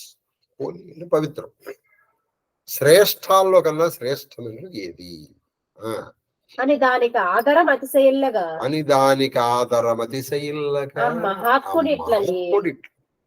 అలా చక్కటి ప్రశ్న అడిగావయ్యా. చూడండి, ఆ ప్రశ్న అడగడంలోని మంచి ప్రశ్న వేస్తే ఆ చెప్పేవాడికి కూడా మంచి ఉత్సాహం వస్తుంది. ఆ వశిష్ఠుడు ఏమన్నారంటే, పుణ్యాత్మ, చూడండి పుణ్యాత్మ అన్నాడు వినుము తన రాజుని. ఎందుకని? ఆయన పుణ్యమైన ప్రశ్న వేశాడు. నువ్వు చక్కటి ప్రశ్న వేసావనుకోండి, దాని మూల వినే వాళ్ళందరికీ ప్రయోజనం సాగుతుంది, వినే వాళ్ళందరికీ ప్రయోజనం చేకూరుతుంది. కాబట్టి పుణ్యాత్మ వినుము గోవు పవిత్రము, వినుము గోవు పవిత్రం. అన్నిటికంటే పవిత్రం ఏంటంటే ఏదైనా తీసుకో, దర్భల లేకపోతే ఇదా ఈ నదా లేకపోతే గాలి అగ్ని ఇంకోటి, అన్నిటికంటే పవిత్రము గోవు. గోవు పవిత్రము. గోవు హవిర్జన్మ, గోవు హవిర్జన్మ. నువ్వు హవిర్భాగములు అంటే యజ్ఞ యాగాదులు నడవాలంటే నీకు గోవు ఉండాల్సిందే. నువ్వు యజ్ఞము యాగము ఎక్కడో వరకు అక్కర్లేదు. నీ పూజ నడవాలంటే ఆవు పాలు ఉండద్దు, ఆవు నెయ్యి ఉండద్దు, నువ్వు దీపం దీపం పెట్టుకోవడానికి. కాబట్టి పావు ఉండద్దు. కాబట్టి నువ్వు ఏ వ్రతం చేయాలో ముందర కావాల్సింది గోవు. కాబట్టి అది హవిర్జన్మ. ఇప్పుడు గోవు ఉంటేనే నీకు ఏమైనా వ్రతము కానీ, వ్రతము తర్వాత జపతపోనుష్ఠానములు మొన్న విన్నాం. గోమయంతో అలిగితే, గోమూత్రం గనక చల్లితే, గోజలం గనక చల్లితే పవిత్రం అయిపోతుంది. నువ్వు ఒక విషయాన్ని పవిత్రం చేయాలంటే గోవు అలాగే. కాబట్టి గోవు అన్నిటికంటే ముఖ్యం. గోవరయగ భూతములకు నెల్ల ఆధారభూతము. అన్ని భూతములకు అంటే ప్రపంచంలో ఉన్న 84 లక్షల జీవరాశులకి లేదా పంచభూతములకు అన్నిటికీ గోవే ఆధారం. అదేమిటండి గోవు ఎలా ఆధారం అవుతుంది తెలుసుకోండి. అన్నాద్భవంతి పచ్చని భూతాన్ని, ఈ అన్నముల నుంచే కదా భూతాలన్నీ పుట్టేవి. పర్జన్యాది అన్న సంభవ. మరి అన్నం ఎలా పుడుతుంది? పర్జన్యం అంటే మేకముల నుంచి. యజ్ఞాద్భవతి పర్జన్య. మరి ఆ పద్యములు ఎలా అవుతాయి? నువ్వు యజ్ఞములు చేస్తే దానికి సంతోషించి ఇంద్రుడు యజ్ఞ కర్మ సముద్భవ. ఆ యజ్ఞములు నువ్వు కర్మముల నుంచి వస్తాయి. యజ్ఞం చేయాలంటే గోవు ఉండాలి. ఇప్పుడు నువ్వు అనసు, ఒక సింహానికి గోవు ఎలా ఆధారం అవుతుంది? మీరు పిచ్చి కాకపోతే, తిక్కన గాని పిచ్చి కాకపోతే ఎలా? తిక్కనం కాదు ఇంకోటి కానీ, అవి వాటికి కావలసినటువంటి ఆహారాలు ఉండాలి. ఆహారాలు ఉండాలి అంటే ఉత్పత్తి జరగాల. మరి ఇప్పుడు వాటి కార్నివోరస్ యానిమల్స్ అంటే హెర్బివోరస్ ఉండాలిగా. హెర్బివోరస్ ఉండాలంటే చక్కగా గడ్డి కానీ ఇంకోటి కానీ పెరగాలిగా. ఇవి పెరగాలంటే పర్జన్యాలు ఉండాలిగా. ఆ పర్జన్యాలు ఉంటే యజ్ఞం ఉండాలిగా. యజ్ఞం ఉండాలంటే గో ఉండాలి. ఇలా నువ్వు తీసుకుంటూ వెళ్ళావనుకో మొత్తం అన్ని భూతములకు గోవే ఆధారం, ఐదర్ డైరెక్ట్లీ ఆర్ ఇండైరెక్ట్లీ, ప్రత్యక్షంగా గాని పరోక్షంగా గాని. ఈడ్య వస్తువు అతుల లక్ష్మికి మూలము. ఈడ్య ఈడ్య వస్తువు లక్ష్మికి అఖిల మూలం. వస్తువులకు మూలం. ఇది ఏమిటది? పరమ పవిత్రమైన వస్తువు, అన్ని వస్తువులకి ఇది మూలము గోవు. అత్యంత ద్వైత జలనిధికి ఓడ. అత్యంత దురద జలనిధికి ఓడ, పరమ నువ్వు దాటలేనటువంటి పాపములనేటువంటి సముద్రానికి ఇది ఒక ఓడ. ఈడ్య వస్తువు అంటే ఇది ఎటువంటి వస్తువు? అన్ని దానిలో పూజించదగింది, అన్నిటికీ ఇదే ఆధారం, అన్నిటికీ కూడా ఇదే పాపములనేటువంటి జలనిధి. అంటే పాపములనే సముద్రాలను దాటాలంటే ఓడ కావాలి. ఇదిగో గోవే. నువ్వు ఏ పాపం అన్నా చెయ్యి, ఆ గోసేవ చేసి పోగొట్టుకోవచ్చు. నిర్జర సద్మమునకు నిర్జర సద్మమునకు అనగా అనగా నిచ్చెన నిర్జర సద్మమునకు అంటే నిర్జరులు అంటే దేవతలు ఉండేటువంటి ఆలయములకు అంటే స్వర్గానికి ఇది నిచ్చెన. గోవును ఆధారంగా చేసుకుని నువ్వు పైకెక్కి అక్కడికి వెళ్ళగలవు. సురలకు మనికి పట్టు, దేవతలందరికీ అది మనికి పట్టు, ఆటపట్టు. దేవతలందరికీ అది ఆటపట్టు అని చెప్పి మరియు ఇంకా వశిష్ఠుడు ఆ సౌదాసుడు అని ఇక్ష్వాకు వంశంలో జన్మించిన రాజు గోవు గురించి చెప్తున్నారు అని గంగాతనయుడు విష్ణుడు ధర్మరాజుతో చెబుతున్నారు. కందపద్యం. ఇక్కడ చక్కటి మాట అండి. ఎలా దానం చేయాలి? 10 100 1000 మదవులు గలవారు దానములుగా 1 10 100 ఇచ్చిన అదియును సదృశములకు ఫలములిచ్చు. సదృశములు ఒక ఆయన దగ్గర 10 గోవులు ఉన్నాయి. మీకు ఇదే టాక్సేషన్ అంటారండి. మీకు ఒకప్పుడు చెప్పాను మీలో, మరి వాళ్ళ శాస్త్రి గారు ఎందుకు రావట్లే, కానీ సిఎల్ఎస్పి అని ఉంటుంది, కంపెనీ లా సెక్రటరీ ప్రాక్టీస్ లో. అందులో టాక్సేషన్ ఎలా అంటే progressive taxation, proportional taxation, regressive taxation అంటారు. మనకి ట్యాక్స్ వేసే విధానాలు మన భారతదేశంలో 3 ఉన్నాయి, ఇప్పుడు ప్రస్తుతం కూడా ఉన్నాయి. ప్రపోర్షనల్ టాక్సేషన్ అంటే ఏంటంటే ఇది ప్రపోర్షనల్ టాక్సేషన్ అన్నమాట. ఇప్పుడు చెప్పింది ప్రపోర్షనల్ టాక్సేషన్. కాబట్టి కొత్తది ఏం లేదండి, భారతంలో ఉన్నదే చెప్పారు. ఒకరికి 10 గోవులు ఉన్నాయి, ఆయన 1 గోవుని దానం చేశారు. ఇంకో ఆయనకి 100 గోవులు ఉన్నాయి, ఆయన 10 గోవుల్ని దానం చేశారు. ఇంకో ఆయనకి 1000 గోవులు ఉన్నాయి, ఆయన 100 గోవులు దానం చేశారు. ఇప్పుడు మనం ఏమనుకుంటాం, 1000 గోవులు దానం చేసిన వాడికి ఎక్కువ ఫలితం, 100 గోవులు దానికి తక్కువ, ఒక కానీ ముగ్గురికి ఫలము సేమ్.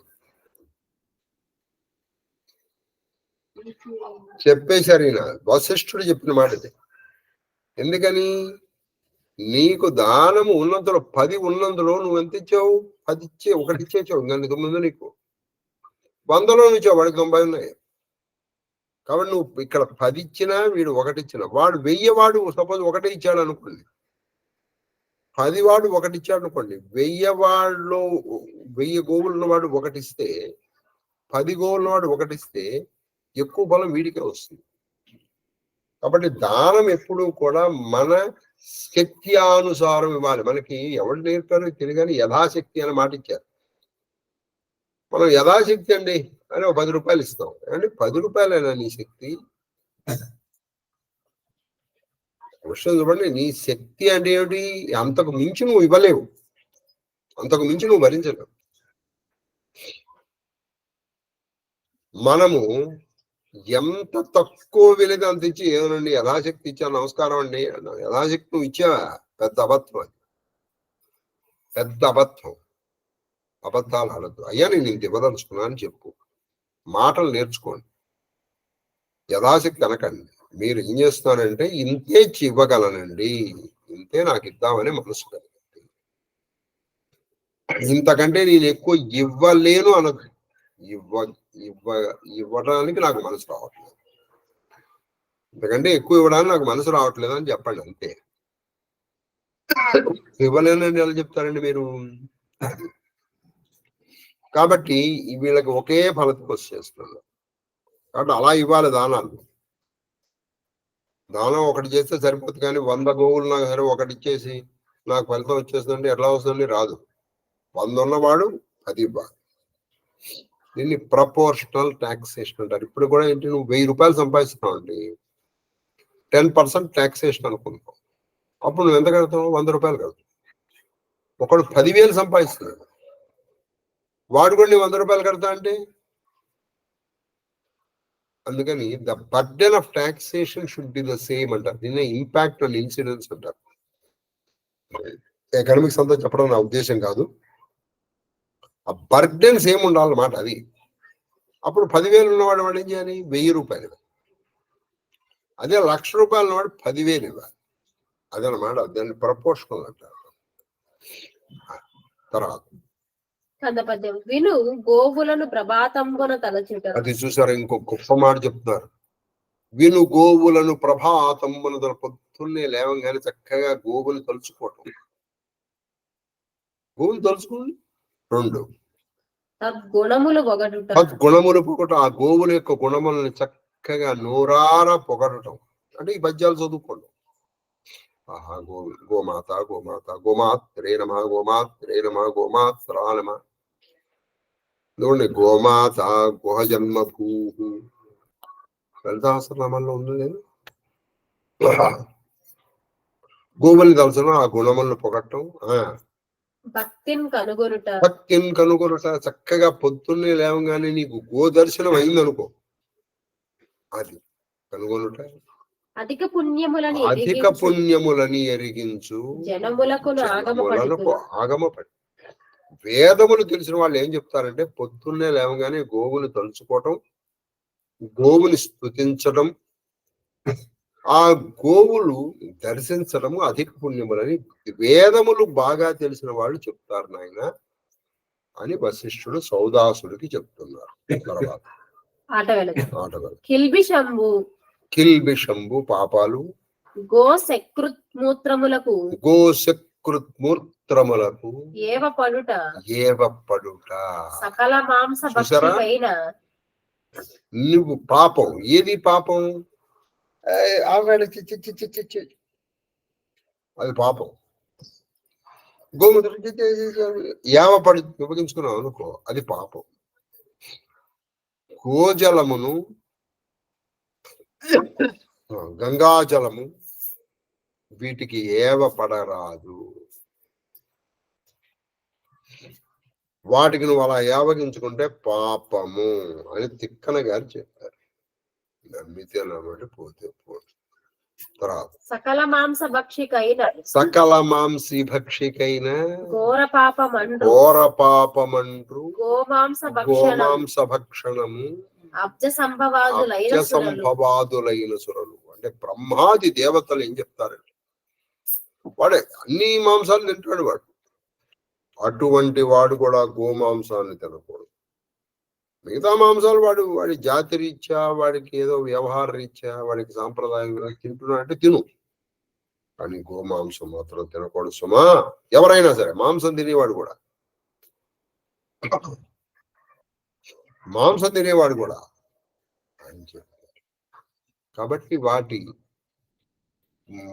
వాటి గోమయానికి గోజలానికి యావరించుకో. అంతేకాదండి, ఇంకో మాట చెప్తారు ఇప్పుడు దీని తర్వాత. ఆ గోమయము కలిపిన స్నానం చేస్తే నువ్వు పవిత్రుడు అవుతావు, నిన్ను ఆత్మపవిత్రుడు చేస్తుంది. అందుకే ఈ స్నానాలు ఉంటాయి, ఇది మృత్తికా స్నానాలని దీక్ష ఇచ్చినప్పుడు చేయిస్తాం. అప్పుడు పసుపు, గోమయం, తర్వాత మృత్తిక ఇవన్నీ కలిపి చేస్తాం. అందుకని వాళ్ళు పవిత్రులు అవ్వాలి. మృణ్మయం అంటే మట్టిమయమైన ఈ శరీరాన్ని మంత్రమయం చెయ్యాలంటే గోమయం. తర్వాత కందపద్యం. కందపద్యం. జనములు దుస్వప్నంబులు కని జనములు దుస్వప్నంబులు కని గోకీర్తనము సేయగా గోకీర్తనము చేయగా దురితంబు బొరైన తద్దురితంబు పొరయును. నీకు ఎప్పుడో దుస్వప్నాలు వచ్చాయి అనుకో, నువ్వు గోకీర్తనం చేయి చక్కగా గోవుని తలుచుకో, దుస్వప్న దోషాలు పోతాయి. దుస్వప్న దోషాలు నువ్వు గోకీర్తనం చేస్తే పోతాయి.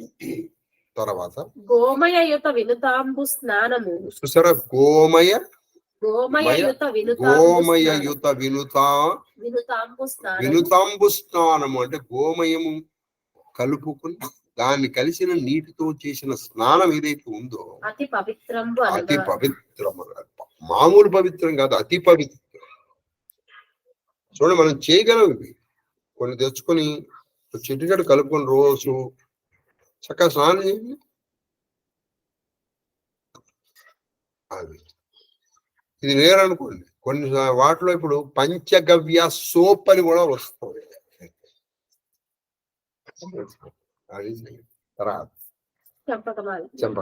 సురభులు సౌరభేయులు. సురభులు సౌరభేయులు. సురభులు అంటే గోమదేవులు. సౌరభేయులు వాటి నుంచి వచ్చింది. సుస్థితి నాకడ నుంచి. సుస్థితి నాకడ ఉండుగాక.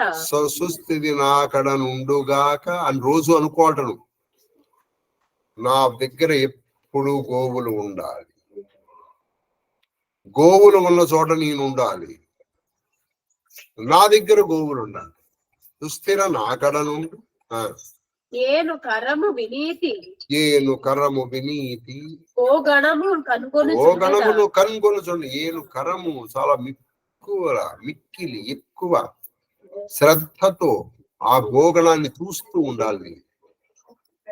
నాకు ముంద, నాకు వెనక, నా పక్కల అప్పుడు గోవులు తిరుగుతూ ఉండాలి. ఇది మంత్రం అండి. ఇది వేదంలో మంత్రాన్ని తెలుగు పద్యంలో రాశారు ఈయన. నాకు ముందర గోవు ఉండాలి, వెనక గోవు ఉండాలి, పక్కన గోవు ఉండాలి. అర్ధి గో సముత్కరమును. అర్ధి గో సముత్కరమును. నన్ను ఎప్పుడు కనుగావుతాను. నన్ను ఎప్పుడు కనుగావుతాను. ప్రత్యక్షంగా గోవులు కూడా నన్ను చూస్తూ ఉండాలి, నేను గోవును చూస్తూ ఉండాలి, గోవులు నన్ను చూస్తుండాలి, గోవుల యొక్క సమూహం నన్ను చూస్తూ ఉండాలి. అంచు యదన్ గోవుల తలంతులు. మనస్సులో గోవుల్ని తలుచుకుంటారట ఎవరు? బుధబోధితులు అంటే పండితుల చేత జ్ఞానము సంపాదించిన వాళ్ళు. బుధుల చేత అంటే పండితుల చేత బోధితులైనట్టు వాళ్ళు చెప్పుకున్న వాళ్ళు ఎప్పుడు ఈ మాటలు అనుకుంటారు. ఎప్పుడు గోవులు ఉన్న చోట నేను ఉంటును గాక, నేనున్న చోట గోవులు ఉండుగాక, నేనెప్పుడు గోవుల్ని చూస్తూ ఉండాలి, గోవులు నన్నెప్పుడు చూస్తూ ఉండాలి అనుకుంటూ ఉంటారట వాళ్ళు. భయము తోచిన చోటుల. ప్రశాంతికై. ఎక్కడైనా భయం వేస్తుంది అనుకో నీకు, ఈ పద్యం చదువుకోండి, వెంటనే భయం పో. నీకు భయం వేసింది, ఏ భయం అయినా సరే, ఈ పద్యం చదువుకుంటే పోతుంది. చక్కగా చంపకమాల పద్యం అంటే ఒక వాక్యం, ఒక పాదములకు 21 అక్షరాలు ఉంటాయి. అలా 21 అంటే 84 అక్షరాల ఇది చదువుకుంటే నీకు పోదు. భయం చూసి ఇలా అనుకుంటే నీకు భయం పోదు అని వశిష్ఠుడు చెప్పాడు. ఆయన అబద్ధం చెప్పాడు. తర్వాత అని నిర్దేశించి వెండియును ఆ మునీంద్రుడు ఆ నరేంద్రునికి ఇట్లని అంటే అసలు వశిష్ఠుడు ఈ సౌదాసులతో ఇలా కందపద్యం. అరుణ ధవళ మేచక. ఇంకా చెప్తున్నారు. అరుణ అంటే ఎరుపు, ధవళ తెలుపు. ఈ క్రమాల ఇలా గుర్తుపెట్టుకోవాలి. అరుణ ఎరుపు, ధవళ తెలుపు, మేచక నలుపు, దూసరం అంటే అది కపిల దేను అనుకోవచ్చు. అంటే మచ్చలు అటు ఉన్నట్టుది, మట్టి కొట్టినట్టుది, యాష్ కలర్. ఇంకా దూసరం చూడండి. మలీమస దూసరమైన ఇందాక మహాశేఖర్. వర్ణాకలిత ఇటువంటి రంగులున్నటువంటి గో విషయ దానములు. ఇటువంటి రంగులున్న దానములు అంటే ఎరుపు, తెలుపు, నలుపు, దూసరం అంటే కొంచెం మచ్చలు ఉన్నటువంటి గొలుగులు కనుక నువ్వు దానం చేస్తే కరకర సురపాగ్ని కర్ర కర సురపాగ్ని పాగ్ని పవన పరలోక పవన పరం ఒకటి వస్తుంది కర ముందర నువ్వు అరుణ లోకాన్ని ఇచ్చావు అనుకో నీకే లోకం వస్తుంది కరలోకం వస్తుంది అంటే సూర్యుల లోకం వస్తుంది. రెండోది ధవళ లోకం ఇచ్చావు అనుకో నీకు అగ్ని లోకం వస్తుంది. మేచకం చేసేవాడు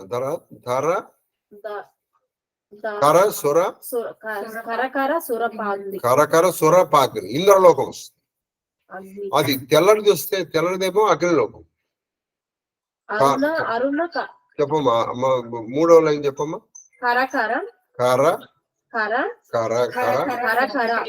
కరకర సూర్యుడు సురప ఇంద్రుడు అంటే నువ్వు తెల్లటి ఇది వేస్తే ఇంద్రలోకం, నల్లడి తీస్తే అగ్నిలోకం, ఇకపోతే ధూసరం ఇస్తే పవన అంటే వాయులోకం. కాబట్టి ఏ రంగు గోవు ఇచ్చినా మంచిదే, కానీ అందులో కపిల దేని ఇస్తే అది తుది. పరలోక సుఖములనిచ్చు అంటే పరలోకంలో నీ సుఖాలను ఇస్తుంది వసుధాదీశ అన్నారు. తర్వాత 9 ఎన్నో పద్యమిది 36 అయిపోయింది. Very good. 36 అయినా చాలు. మన రోజుకి 36 చెప్పినా చాలండి ఈ 4 రోజులు. అప్పటికి 4 30 120 4 6 24 144 అయిపోతుంది.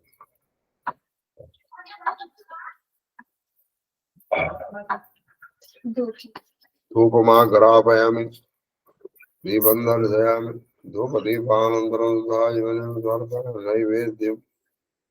ఓం భూర్భువస్సువః సర్వచైతన్య రూపం రామాభ్యాం విద్యాం ప్రచోదయాత్ సత్యం పరధేన పరిణ్యామి శ్రీకృష్ణ మధుర ఫలాన్ని నివేదయామి. షోడశ భార్య అష్టమ పట్టమ శ్రీపుత్ర పౌత్ర శ్రీకృష్ణ పరమాత్మ. ఓం ప్రాణాయ స్వాహ ప్రాణాయ స్వాహ జ్ఞానాయ స్వాహ గానాయ స్వాహ గమానాయ స్వాహ మధ్యేమ దేవాన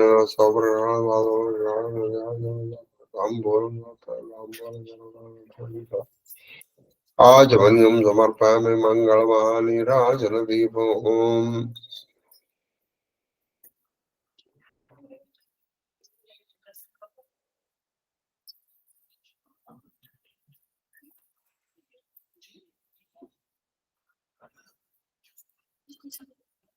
శ్రీకృష్ణ యదుభూషణ నరసఖ శృంగారద్రోహి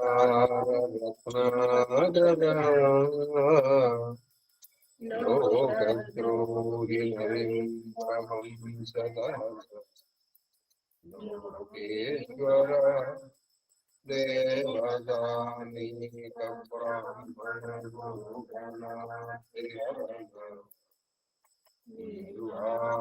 సందాయక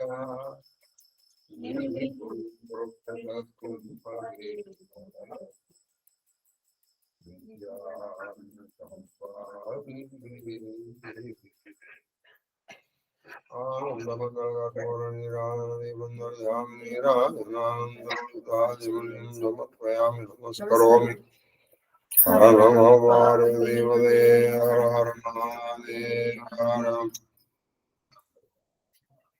హరికి నంద గోకుల విహారికి చక్రధమీర దైత్య సంహారికి గోమ దుఃఖ పరిహారికి గోపహితం మనోహారికి చక్ర సంపదపహారికి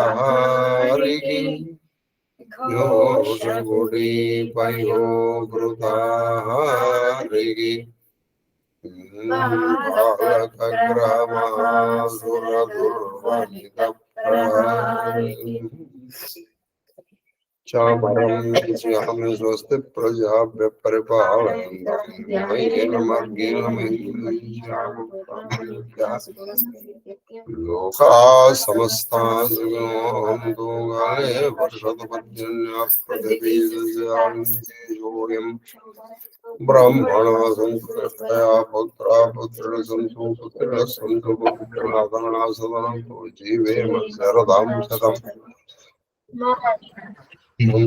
పరివారం రక్షంతు సర్వే జనం రక్షन्तు సర్వే ధర్మబద్ధవనోరధబల సిద్ధిరస్సు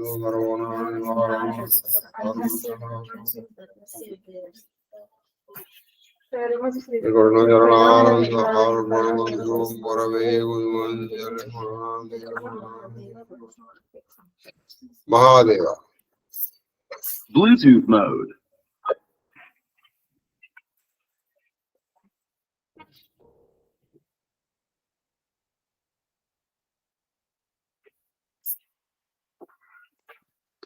మహాదేవ గురుగారు మహాదేవ మహాదేవ మహాదేవ హిమక్త మహాదేవ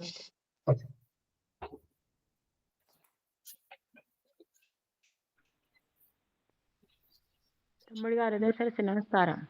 మా అక్కయ్య గారు మహాదేవ మహాదేవ మహాదేవ మహాదేవ మహాదేవ మహాదేవ మహాదేవ గురువు గారు మీ పాద పద్మములకు నమస్కారాలు. అమ్మగారి పాద పద్మములకు మహాదేవ మహాదేవ మహాదేవ మహాదేవ మహాదేవ తల్లి కన్నప్ప మహాదేవ గురుగారు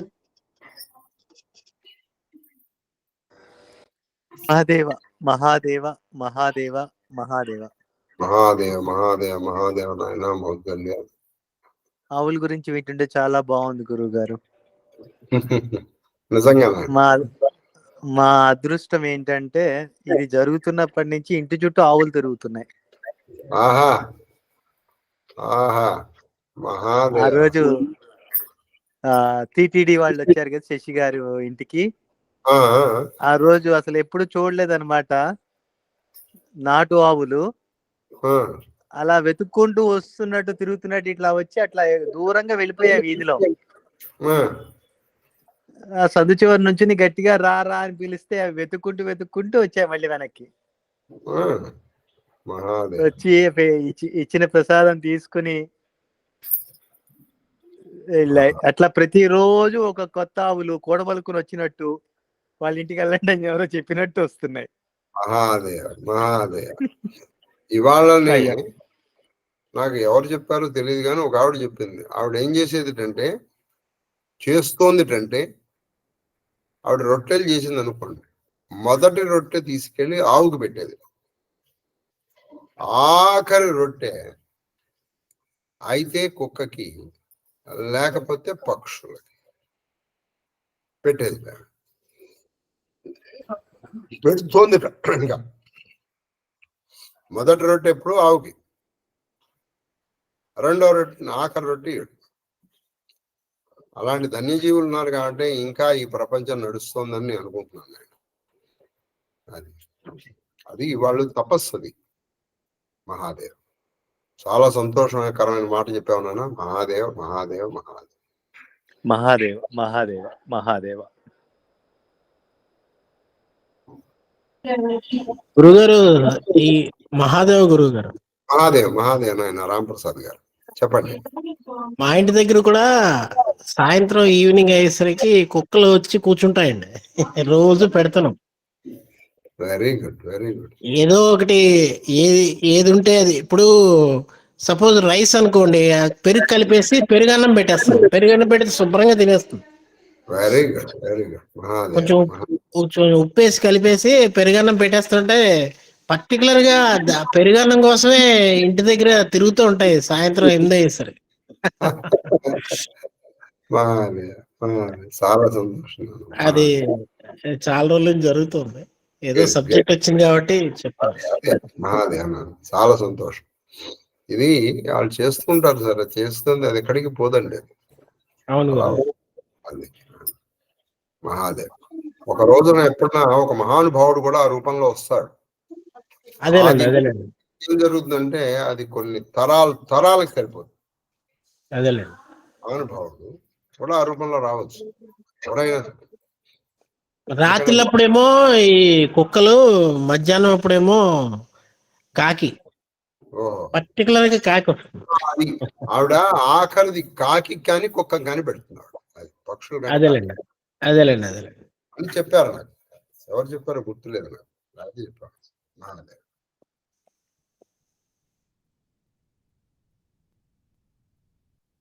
మహాదేవ గురుగారు ఆవు గురించి ఎంత చెప్పినా తక్కువే అన్నట్టుగా సాగుతూ ఉంది కథ. అవునమ్మా, అవును. మహాదేవ్. మహాదేవ. ఇంకా ఆవుల మహాదేవ గురించి గురుగారు కన్నప్ప చెప్పమ్మా. మహాదేవ గురుగారు మహాన్ భావులు వస్తారు ఎప్పుడోసారంటే నీకన్నా మహాన్ భావులు ఉన్నారంట. నేను ఆ రూపంలో రాలేను కాబట్టి. లేదు గురుగారు నిన్న ఆయన చెప్పినాడు సాక్షాత్ ఆయన ఇది బాగుంది, ఇది బాగుందండి. అలా కాదు, నాకు రూపం కాబట్టి నేను వస్తే ఈ రూపంతోనే వస్తాను. ఆ, మీ రూపంతోనే వస్తారు గురువు గారు మీరు. చెప్పింది కరెక్టే కదా. నిన్న ఆయన చెప్పినాడు సాక్షాత్ శివుడు ఆయన. మీకు అనుగ్రహం, శివానుగ్రహం కలిగితేనే మీకు ఆయన అనుగ్రహం మీకు వచ్చింది ఏం చెప్పినాడు ఆయన. ఇంకా అంత టోలు చెప్పినాడంటే మీరు మహానుభావులుగా కలిసి మహాదేవ. ఒక చిన్న ఎడిషన్ గురువు గారు. చెప్పండి. అంటే ఆవులు మేము ఇంతకు ముందు కూడా చాలా సార్లు అనుభవించడం జరిగింది, చూడడం జరిగింది. కానీ ఈనాటి ఉన్న ఆ ఆధ్యాత్మిక భావన, ఆ ధర్మం పట్ల ఉన్న ఆ భావన ఆనాడు లేకుండే. సో కాబట్టి ఈ రోజు మేము చూసే ఏ ఆవులైనా మాకు మీరే కనిపిస్తారు. అయ్యా మహాదేవ.